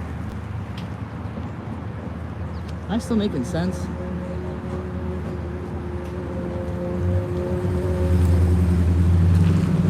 Do you think they underestimate the difficulty of creative work? I do too. I think whenever a creative person talks about creativity being hard, it's gonna ring hollow and people are gonna say you're being a bitch. I've done real work. I spent all of last year doing real work, you know, like physical, difficult labor. And there's a lot of stuff that you just don't have to be stressed about in that kind of work. I mean, every type of work is different, right? They all have their own stressors, they all have their own difficulties and their own benefits. But like doing a regular job, I have to ask myself so much fewer questions about what I'm doing. Like, I know typically exactly where I'm going, exactly what I'm doing when I get there, you know, like, okay, with the job I had, it was a traveling job. So typically we showed up somewhere we had never been before every single day and had to figure out for the first like couple hours of the day what is going on. But once you figured that out, you just do it. You just do it till it's done, and then the day's over and you go to bed, you know, or you get high, you eat, you go to bed. Like, there's nothing else required. There's no further thought needed. You're just doing what's asked and then stopping. When you are in control of your own job, you have to figure out what even is the job. And when the job is creative, you're literally just making some shit up. And that sounds like it should be easy, but have you ever faced just a totally blank page and been told, like, all right, make $100? Like, imagine if somebody just came up to you, handed you a blank sheet of paper or like an iPhone and said, okay, make $100 by the end of the day with that. Do you think you could do that? I think I could do that, especially if I had both of those things, because I would write something on the paper and then take pictures of it with the camera and sell it to somebody. And I'm sure I would find somebody I could get to buy whatever I did on that paper for $100. Now, maybe I could only pull that off once. Or if I did a really good job, if I really nailed it, maybe that becomes my new job. But how long do you then do that for? Like, what if that gets tiring? What if I only have 10 ideas that I can make $100 off of by putting them on a piece of paper? You know, this is what creativity is. It's constantly wondering if your job still exists. Like, if I turn this camera off and then I just never live stream again, then I guess that was it. You know, I guess that was the job. Like, there's not somebody who comes in and takes over for me afterwards. You can go watch a different channel, but it won't be my job. It'll be someone else's job that was, you know, that happened to be in the same category as mine. But you cannot just hire on a new Trixie the Golden Witch. I tried it with Digibro, it didn't work. You know, I tried to hire a new Digibro, it didn't work. So we just ended up with a dead Digibro. But yeah, my job is basically at all times coming up with somehow this is supposed to, somehow this here phone and this here mouth are gonna make me $100. So every single day, at least $100 every single day is like the minimum what it would take And I'm talking take. I'm not even talking making $100 in super chats, because that's fucking a third of that then gets stolen by YouTube and another third by the government. So if I was making like $300 in super chats every day, I'd be taking $100 every day, and I'd be sitting pretty.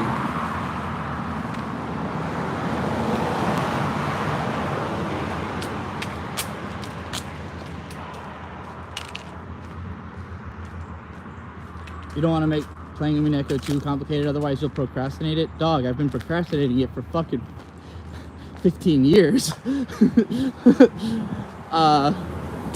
Believe me, this is me simplifying it.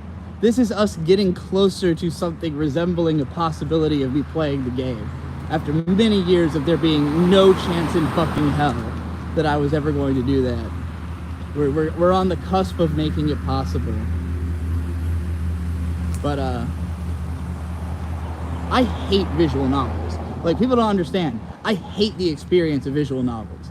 So it's going to be really tough for me to like want to play this game. It's going to take like constant encouragement. It's going to take constant distractions, the chat reeling me back in, because you have to keep pressing the button to make the dialogue continue, and I'm just not going to want to do that. I'm just going to hate having to do that. Because I'm going to read a line that makes me groan, and I'm going to go, and then I'm going to sit there staring at the computer until chat goes, press the fucking button. So it's going to be like I get dragged kicking and screaming through Umineko, I think, for several hundred hours. I'm going to be so upset and angry at all times. No, I'm kidding. It'll probably be fine. As long as I play a version where the artwork doesn't look like total dog shit. If people all beg me to play the original Ryukishio 7 art, I'm gonna vomit. Because I tried to play that once and it just looks like ass. I could not get through it. Could not get past how tiny George's face is. Why is George's fucking head so little?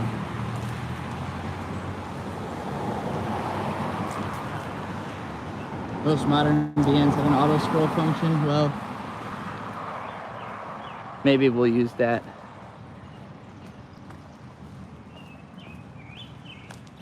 Then I'll end up talking over it and missing what they're saying, though. Like, the nice thing about being able to stop in between lines is that we can then do the analysis, you know.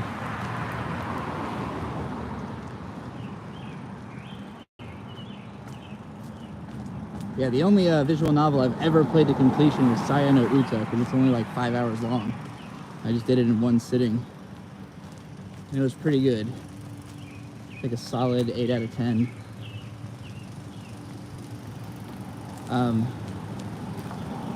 I played like half of Wankoto Kuraso, because it was good pornography. Otherwise, that's it, I think.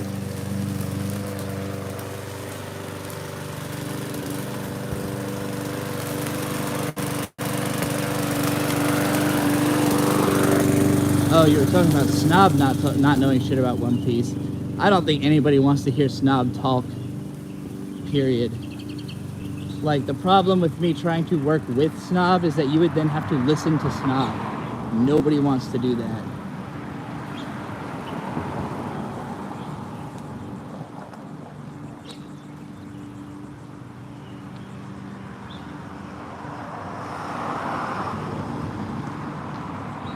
I wish there was more, like, Snob is the only person who wants AniTube to be like wrestling in the same way that I do. It's just a problem of that wrestling is controlled by, like, you know, corporate people who understand, like, what is the limit of what you can say or do. Like, wrestlers don't come out on, like, a massive anti-queer screed, because they know that nobody will watch wrestling. Like, even if it's the bad guy, even if you're not supposed to agree with the guy who's saying all that stuff, like, first of all, it would, like, what would happen if, like, say a wrestler came out and was acting like that anime snob, is that a whole lot of people who support that person which starts showing up to the events and being very loud and vocal about their support because they want to make it look like everybody loves what this person is saying. But that really loud vocal minority would scare away the quiet majority that doesn't agree with what that guy is saying.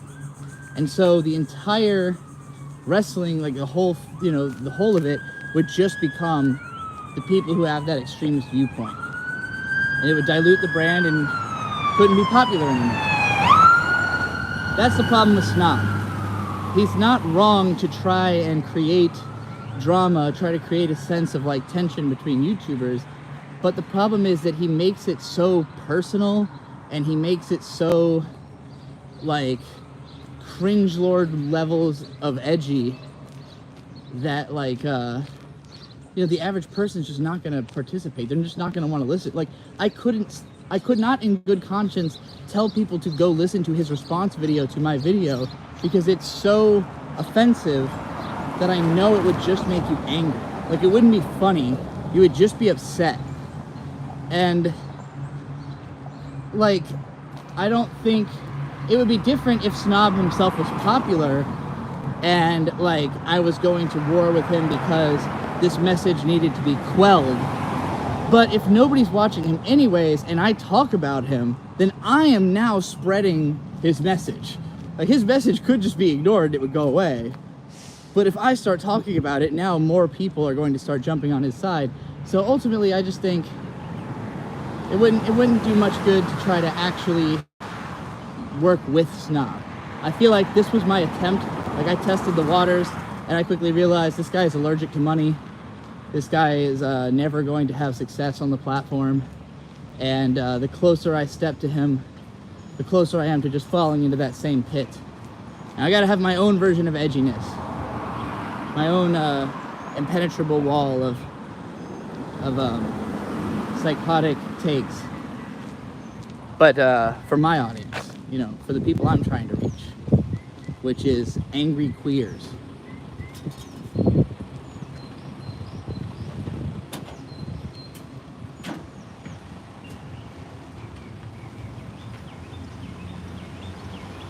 Yeah, that's the problem with Monkey. Yeah, he will only shitpost. He won't let it escalate to a point where like we're saying real shit about one another, I need somebody who's got the same level of like, rage and also wants to make a spectacle out of it,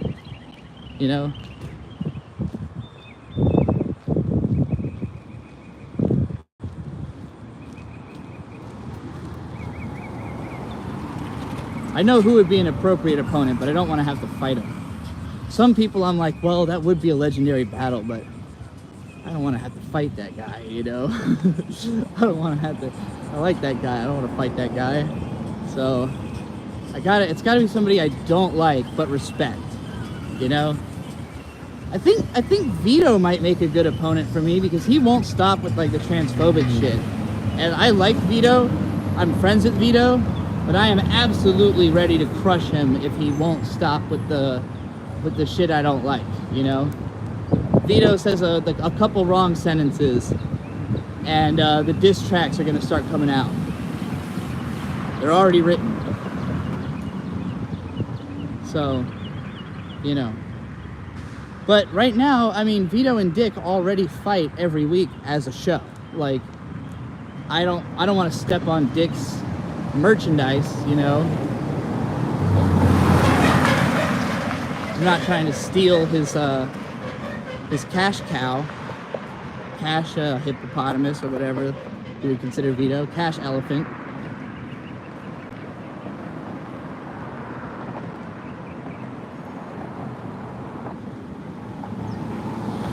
I wonder how many people are actually going to get the reference in the title. I'm trying to remember what the title is. Oh, Chasing a Bee. Yeah, the Mercury Rev song. I sang it at the very start of the stream, so if anybody looks up the lyrics, they'll figure it out.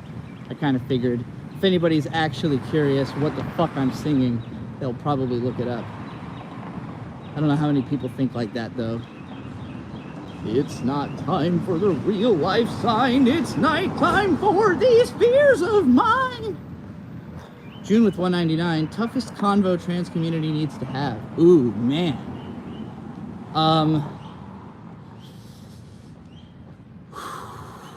There's a lot of tough conversations that the trans community needs to have.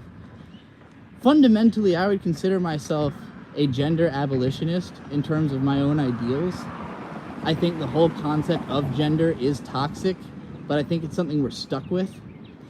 I think the hardest thing about being trans is that, particularly the trans people who are like analytical, the ones who are like deep in the sphere, what we're all struggling with is that we can't identify what is the logical reason for why you are trans. We only know that it exists. That's the difficulty of being trans. It's basically like religion. It's like a faith in God. Like the same way that religious people are like, I can't prove God's real, I just know God's real. Like, I can sit here and list 100 different theories about why I'm trans. None of them answers the question, why are you trans? You know, like, because there's always going to be, well, what about this? Or like, well, I had that experience. Well, what about, you know, like, there's lots of things that seem plausible as like an explanation of why, but there is no clear why. And so I think what the trans community needs to accept is that this is a faith-based medium. What we require of people is to have faith in our identity. You have to just believe that I'm a woman. And I don't know what it takes to make people believe that. Like, obviously passing is one thing. People who pass, nobody even realizes they are trans. So it just stops being a question for them. But like, how does somebody like me who struggles to pass and who doesn't necessarily want my lifestyle to become about trying to pass, how do I convince people to just respect who I am? Like, to just look at me and have faith that I am not trying to do something, like I'm not trying to fuck up their world, their precious fucking worldview in some way, just by existing, just by saying, yeah, I'm a woman. Like, how do I do that and it doesn't fuck up anyone's day, you know? That's the question I'm trying to figure out the answer to. And again, I don't think you can like beg or ask or tell. I think you have to kind of demand people to change.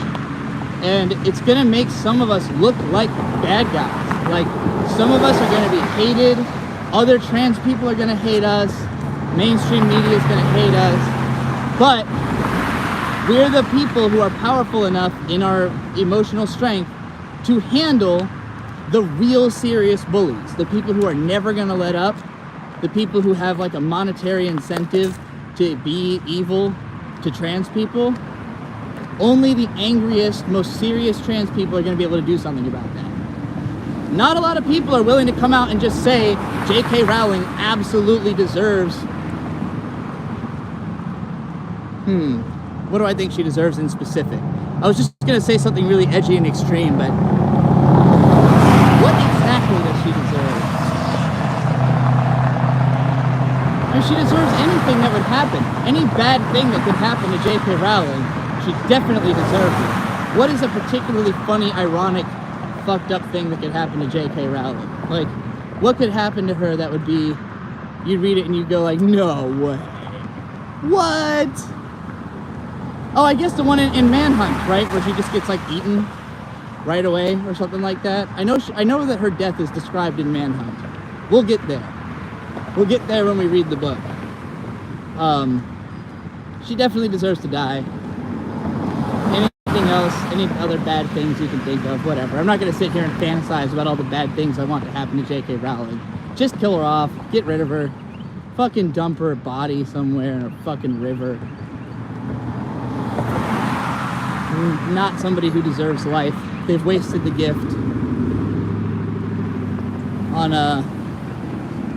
evil, you know? She deserves to lose literally all of her money and have it redistributed to trans people around the globe. That's a heroic You know what, Ellen? That's a very heroic answer. I like that. Yeah. She deserves to have all of her money taken from her and redistributed to trans people around the world. How do we do that? I feel like that's achievable. We could do that legally. How do we destabilize the power base of Harry Potter? So, anybody who's a billionaire, they must have some real expensive habits. Like, you cannot possibly need all that money if you are not doing something really expensive with it. So first, we figure out what the fuck is J.K. Rowling blowing all her money on. Then, we make a really funny story about the villain being somebody who does that, and the hero is a trans person. It's a really good story. We push it to transcendental levels of popularity, take Harry Potter's space in pop culture, and J.K. Rowling can go fuck herself. How's that for a plan? That sounds like rational.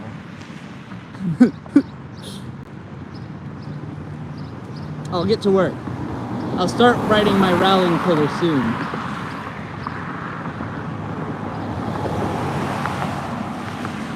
God knows I can play with some generic fantasy tropes.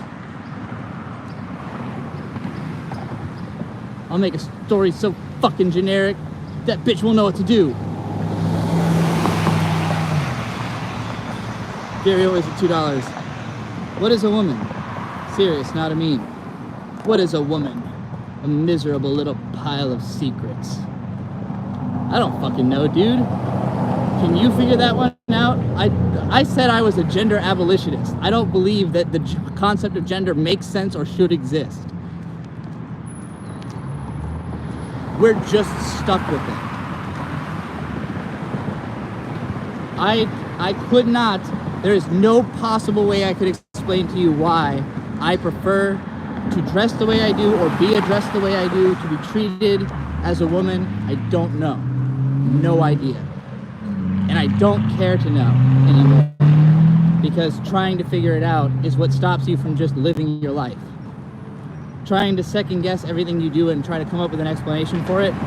Why do you need to do that when nobody else is doing it? No one else is walking around asking themselves, why am I putting my right foot in front of my left foot and then my left foot in front of my right foot? What the fuck is this about? Like, nobody's walking around like that.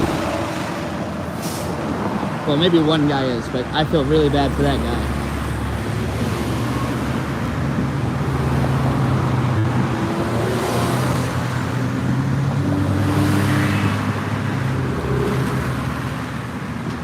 Yeah, that's a good way of putting it. A woman is whoever feels like one. Whoever stands up and says, I'm a woman. And then you go, are you sure? And they go, yes. Okay. Whatever you say, boss.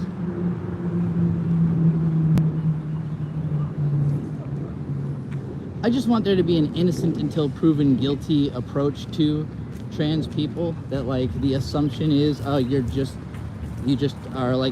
have some emotional, for some reason. It's not even a reason. It's not even for some reason. You just think you're a woman. That's it. That's it. That's all somebody should be thinking is like, oh, okay. Your take on yourself is you're a woman? All right, cool. You know, there's no need to, like, interrogate that. There's no need to ask further questions. Now, if that person starts acting suspicious or weird in some other fashion, that's the moment where you're like, wait a minute. Can't help but notice there's more going on here, you know? But the way that people will look at me just for, like, being dressed the way I am, you know?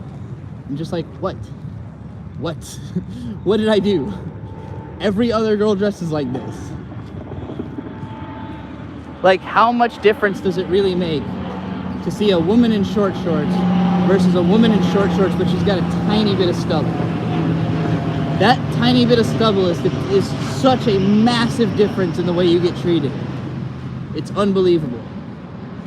There's nothing else about my body type that's, like, inherently masculine.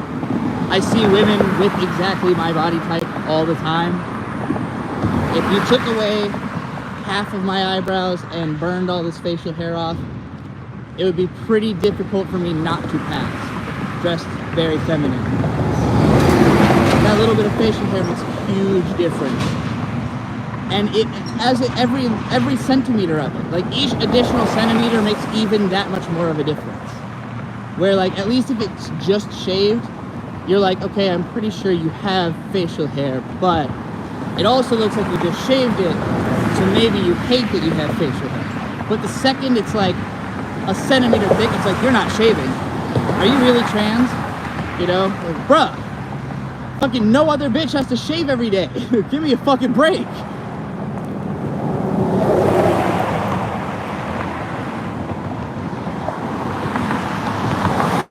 Swift Blitz 88 with $5. Which series do you like more, Gurren Lagann or Eureka 7? That's a good question. At the time that I watched them both, I would have said Eureka 7, because I saw them almost back to back. It was like November, I watched November 07, I finished Gurren Lagann. December 07, I finished Eureka 7. And it was like Gurren Lagann was my new favorite anime, and then Eureka 7 was my new favorite anime after that. And both of them are kind of similar in like their tone and themes. But like Gurren Lagann, I think Gurren Lagann's more powerful in terms of like just delivering on its messages. Like if you're looking for a story that's going to give you like direct life advice and make you feel like you understand like how to grow up, I think Gurren Lagann is amazing for that, because it's just so clear with its messaging. Like Eureka 7's close. Eureka 7 has like get it by your hands. Like that was the main takeaway I had when I watched Eureka 7. I was 17 when I watched both these shows, so I was right at the age to be like excited about adolescent media, about like, you know, stuff that's gonna tell me to get out there and try to be the best me.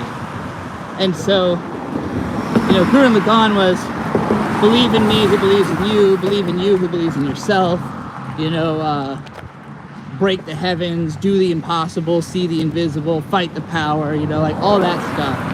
And then Eureka 7 is like, get it by your hands, you know, use your own strength of will, nobody's gonna help you, that kind of thing.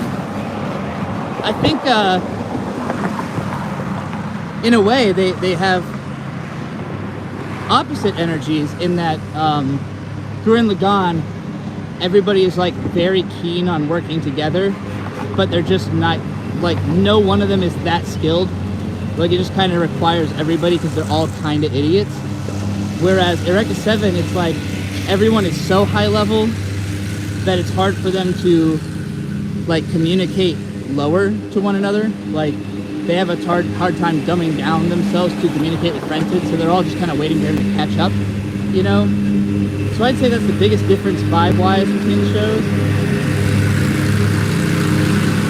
Yeah, get out from next to this fucking riding mower before I continue this rant.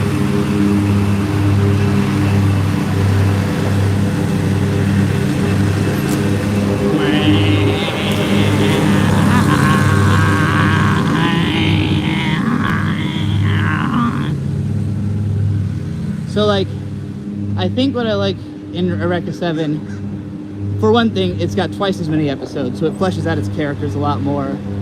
Like, you know, Holland and Talho feel like these really rich adult characters that go through their own arcs, you know, in a way that Gurren Lagann, everybody's kind of growing up together. It's like the whole human race kind of growing as one unit, you know? And Eureka 7 is more like Renton through his growth makes the adults realize that they still have growing to do, you know, which is cool. So I really like that multi-generational aspect of Eureka 7. Having said that, when I rewatched Eureka 7, I think, did it need to be 50 episodes? Maybe not. Probably could have gotten away with being 39, tighten some things up. You know, it can feel a little meandering at times, although also at the same time, what I would cut from the show is probably different from what other fans would cut from the show.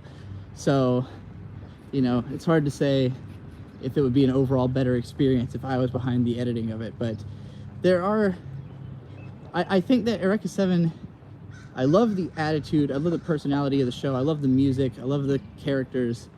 But I don't think that it full sends quite as hard as Gurren Lagann. Gurren Lagann is the ultimate, like, we went to the absolute 10th, you know, if not the 11th. These amps go to 11 is basically Gurren Lagann's theme, you know. Anyway, for 199, June said, in an age of science and logic, we need reasons for trans. Yeah, and that's the problem with it, right?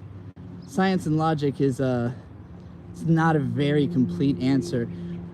Maybe that's the real troubling thing I need people to realize, is that science doesn't have very many answers. Like, science is the only way through which you can get answers, but it doesn't have answers already. It is a means through which to find more of them, but we have so few. We have so little understanding of the world compared to how much there is to understand. You know, like, we understand enough for some of us to basically function, you know, for the world to almost sort of kind of work, for somebody to have enough knowledge to point out why something is broken, even if there's not enough people who know it to fix it. But like, science is just so far from having like a good explanation for everything. And so like, even if it's not religious faith, there is an amount of faith you need to have in like reality to continue exist. Like, every philosopher is basically somebody who is obsessed with using logic to reify the existence of reality. Like all of this is totally actually happening to me. There must be a logical way I can justify that, and then like spending the rest of your life toiling through trying to logic your way through something that you can't logic your way through.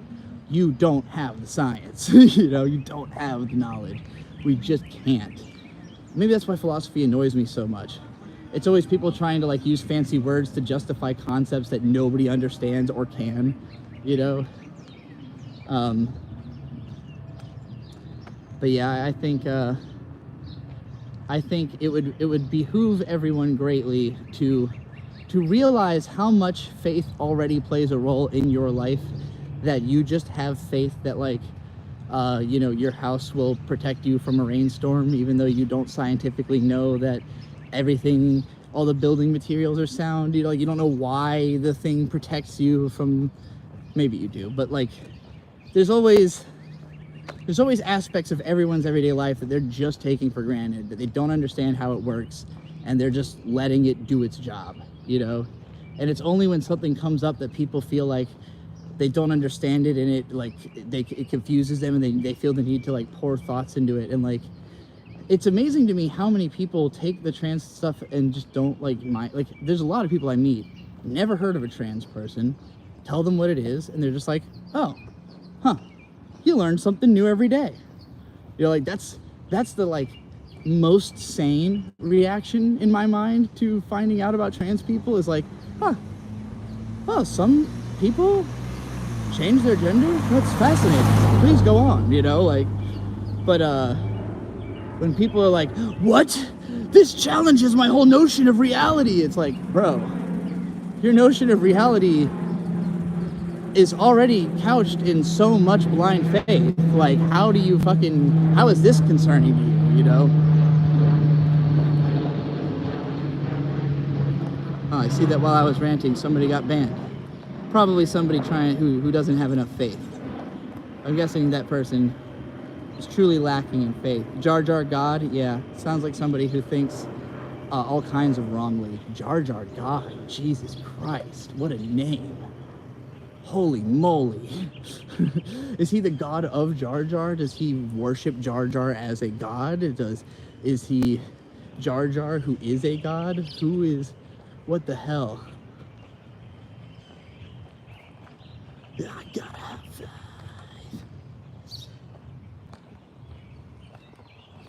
Yeah, like when you say you have some faith in the science, I have faith in science in the sense that, like, I have faith in the idea that there is an underlying logic for everything. Like, that there is, if you extrapolate, if you can analyze far enough, you can always figure out why. But there's a point at which it's no longer interesting or valuable to know why. You know, like, there's a point where you can deconstruct something and you can parse it down to the particulars, but then at some point, like, you are now like holding up your own life, you know, like you're spending so much time analyzing that you're no longer making progress. And I think that can be a problem. Like, you only really need to do as much analysis as allows you to solve whatever problem is in front of you, you know? You only got a timeout. Well, I wonder what he did. Probably be a fool. Oh, he's a concerned troll? Yeah, that sounds right. Concerned trolls get the wall. That's the biggest rule of this live stream. Concerned trolls, absolutely always blown the fuck out. Concerned trolls and transphobes. Those are the only two rules really of this live stream. I don't think there's another type of person. I guess racist. I don't ever have to deal with those though. If somebody came in here sprouting racism, homophobia, transphobia, or concerned trolling, those are pretty much the only real bannable offenses in this chat. I'm sure somebody will find another way to get banned, but, but those are the real important ones. Misa gonna control concerned troll little Annie. That's why we need philosophers. That's their job, to analyze for us, just like you. Well, thank you. I'm glad that you appreciate what I do here, my void gazing ways. You know, Devu once said to me, like, I just don't understand your ability to like just sit around and think. I was like, wait, people don't do that? I'm the only one who just like stares blankly into space thinking for hours out of the day? I didn't realize that wasn't commonplace. What the hell are the rest of you doing? What are you doing? You're not thinking. But then I also know, you know, I used to really struggle with the concept of clear your mind. I'm like, how? What do you mean? Like, for me, like, the attempt to clear my mind ends up with me just repeating the phrase, clear your mind, clear your mind, clear your mind, clear your mind. And then another voice comes in over that. It's not working. It's not working. It's not working. This isn't working. You know, I watched my brother Vic get high one time, and every single time that he stopped having a thought, he thought he was going to die. Like, he literally is on such a level of I think, therefore I am, that if he does not think, he thinks he is not. And I'm like, I don't know. I don't know if that's what my brain is doing. I don't know if that's why I can't stop thinking, is that my brain thinks that it needs to constantly reify its existence with thought. But I'm here to tell you, brain, you don't gotta do that. You don't die the second that the silence comes. But yeah, good luck convincing my brain of that.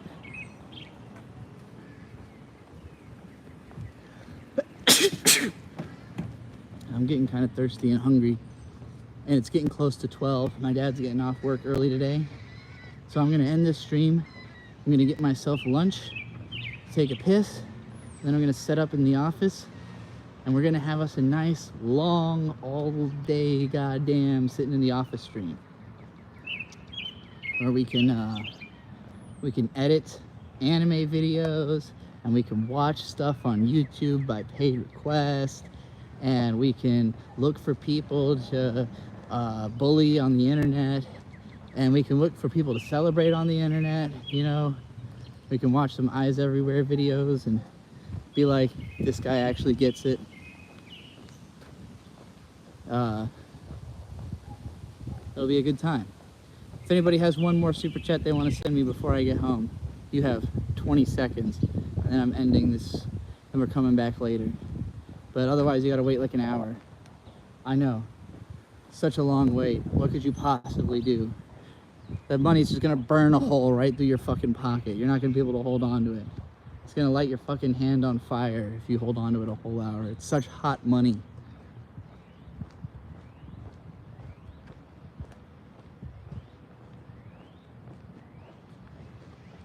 Book, book, book. Don't worry, I will look for the book. I will come back with the book if I have it. If the book is at the house, I will come back with the book. June with $2. What illness has American culture given you? Oh man, so many. I think the biggest illness of American culture is like a weird sense of constant need for fairness, like a constant need to get back immediately from what you put in to every interaction, where like too much tallying. Maybe this is just something from that I get from my parents, but they're very much the types of people who are like keeping track of who's done favors for, like, who's done what favors and how many, you know, like that kind of thing. The culture of like, well, I gave you $30 on Saturday, you know. Just like, I don't know. I feel like people don't enjoy giving in America. Like, people look at giving as though it is taking from them. Like, if I have to give something to someone else, that they feel the loss more than they feel the other person's gain. And it's because people just like don't see the gain of others as like gain for themselves in the way that I do. Like, I see it like if I can give money to my friends to do the things that I like that they do, then that'll be better for me because I get to keep being entertained, you know? Like, and even if it's not like, you know, entertainment work, like obviously my friends are literally entertainers usually, so I'm being pretty literal about this, but like, if I like people, I want them to succeed. If I have something to spare that they could use, I'd like to give it away, you know, like, because ultimately it will come back for me. It will come back in, I'm satisfied that that person's still around, still doing things, you know?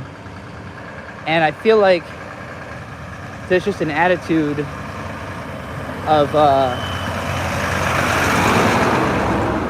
yeah, just like such an attitude of trade. Like, that there has to be like an intentful exchange as opposed to just like have, again, this comes down to faith, right? Like, if I give somebody, I don't want to make this about money exclusively because that makes it too simple. But like, let's say I loan somebody a sweater, or I give somebody a sweater, right? Like, I have a sweater laying around my house and there's somebody who is like, yo, can I have that sweater? And I'm like, sure. Like, I feel like the American expectation is like, if you find out that person like sold that sweater, you're like upset. Americans will be like, oh, I gave you that to wear. It's like, motherfucker, you didn't care about the sweater. You gave it away. It's not yours anymore. Like, if I give somebody something, it's like, I have faith that whatever you're going to do with this is going to benefit you. You know, like, you can wear it, you can sell it, whatever. I don't need it. You can have it. It's yours. You know, I think that's something that's missing. It's like everybody wants to control what they give one another. People want to be like, you know, I'm going to give you this money, but only if you spend it on something other than crack, you know? But it's like, well, maybe that guy just wants crack. What makes you think that anything else is better than crack for that guy, you know? Maybe that guy really needs it. Maybe that guy's about to do that crack and kill himself, and then you'll never have to pay him again.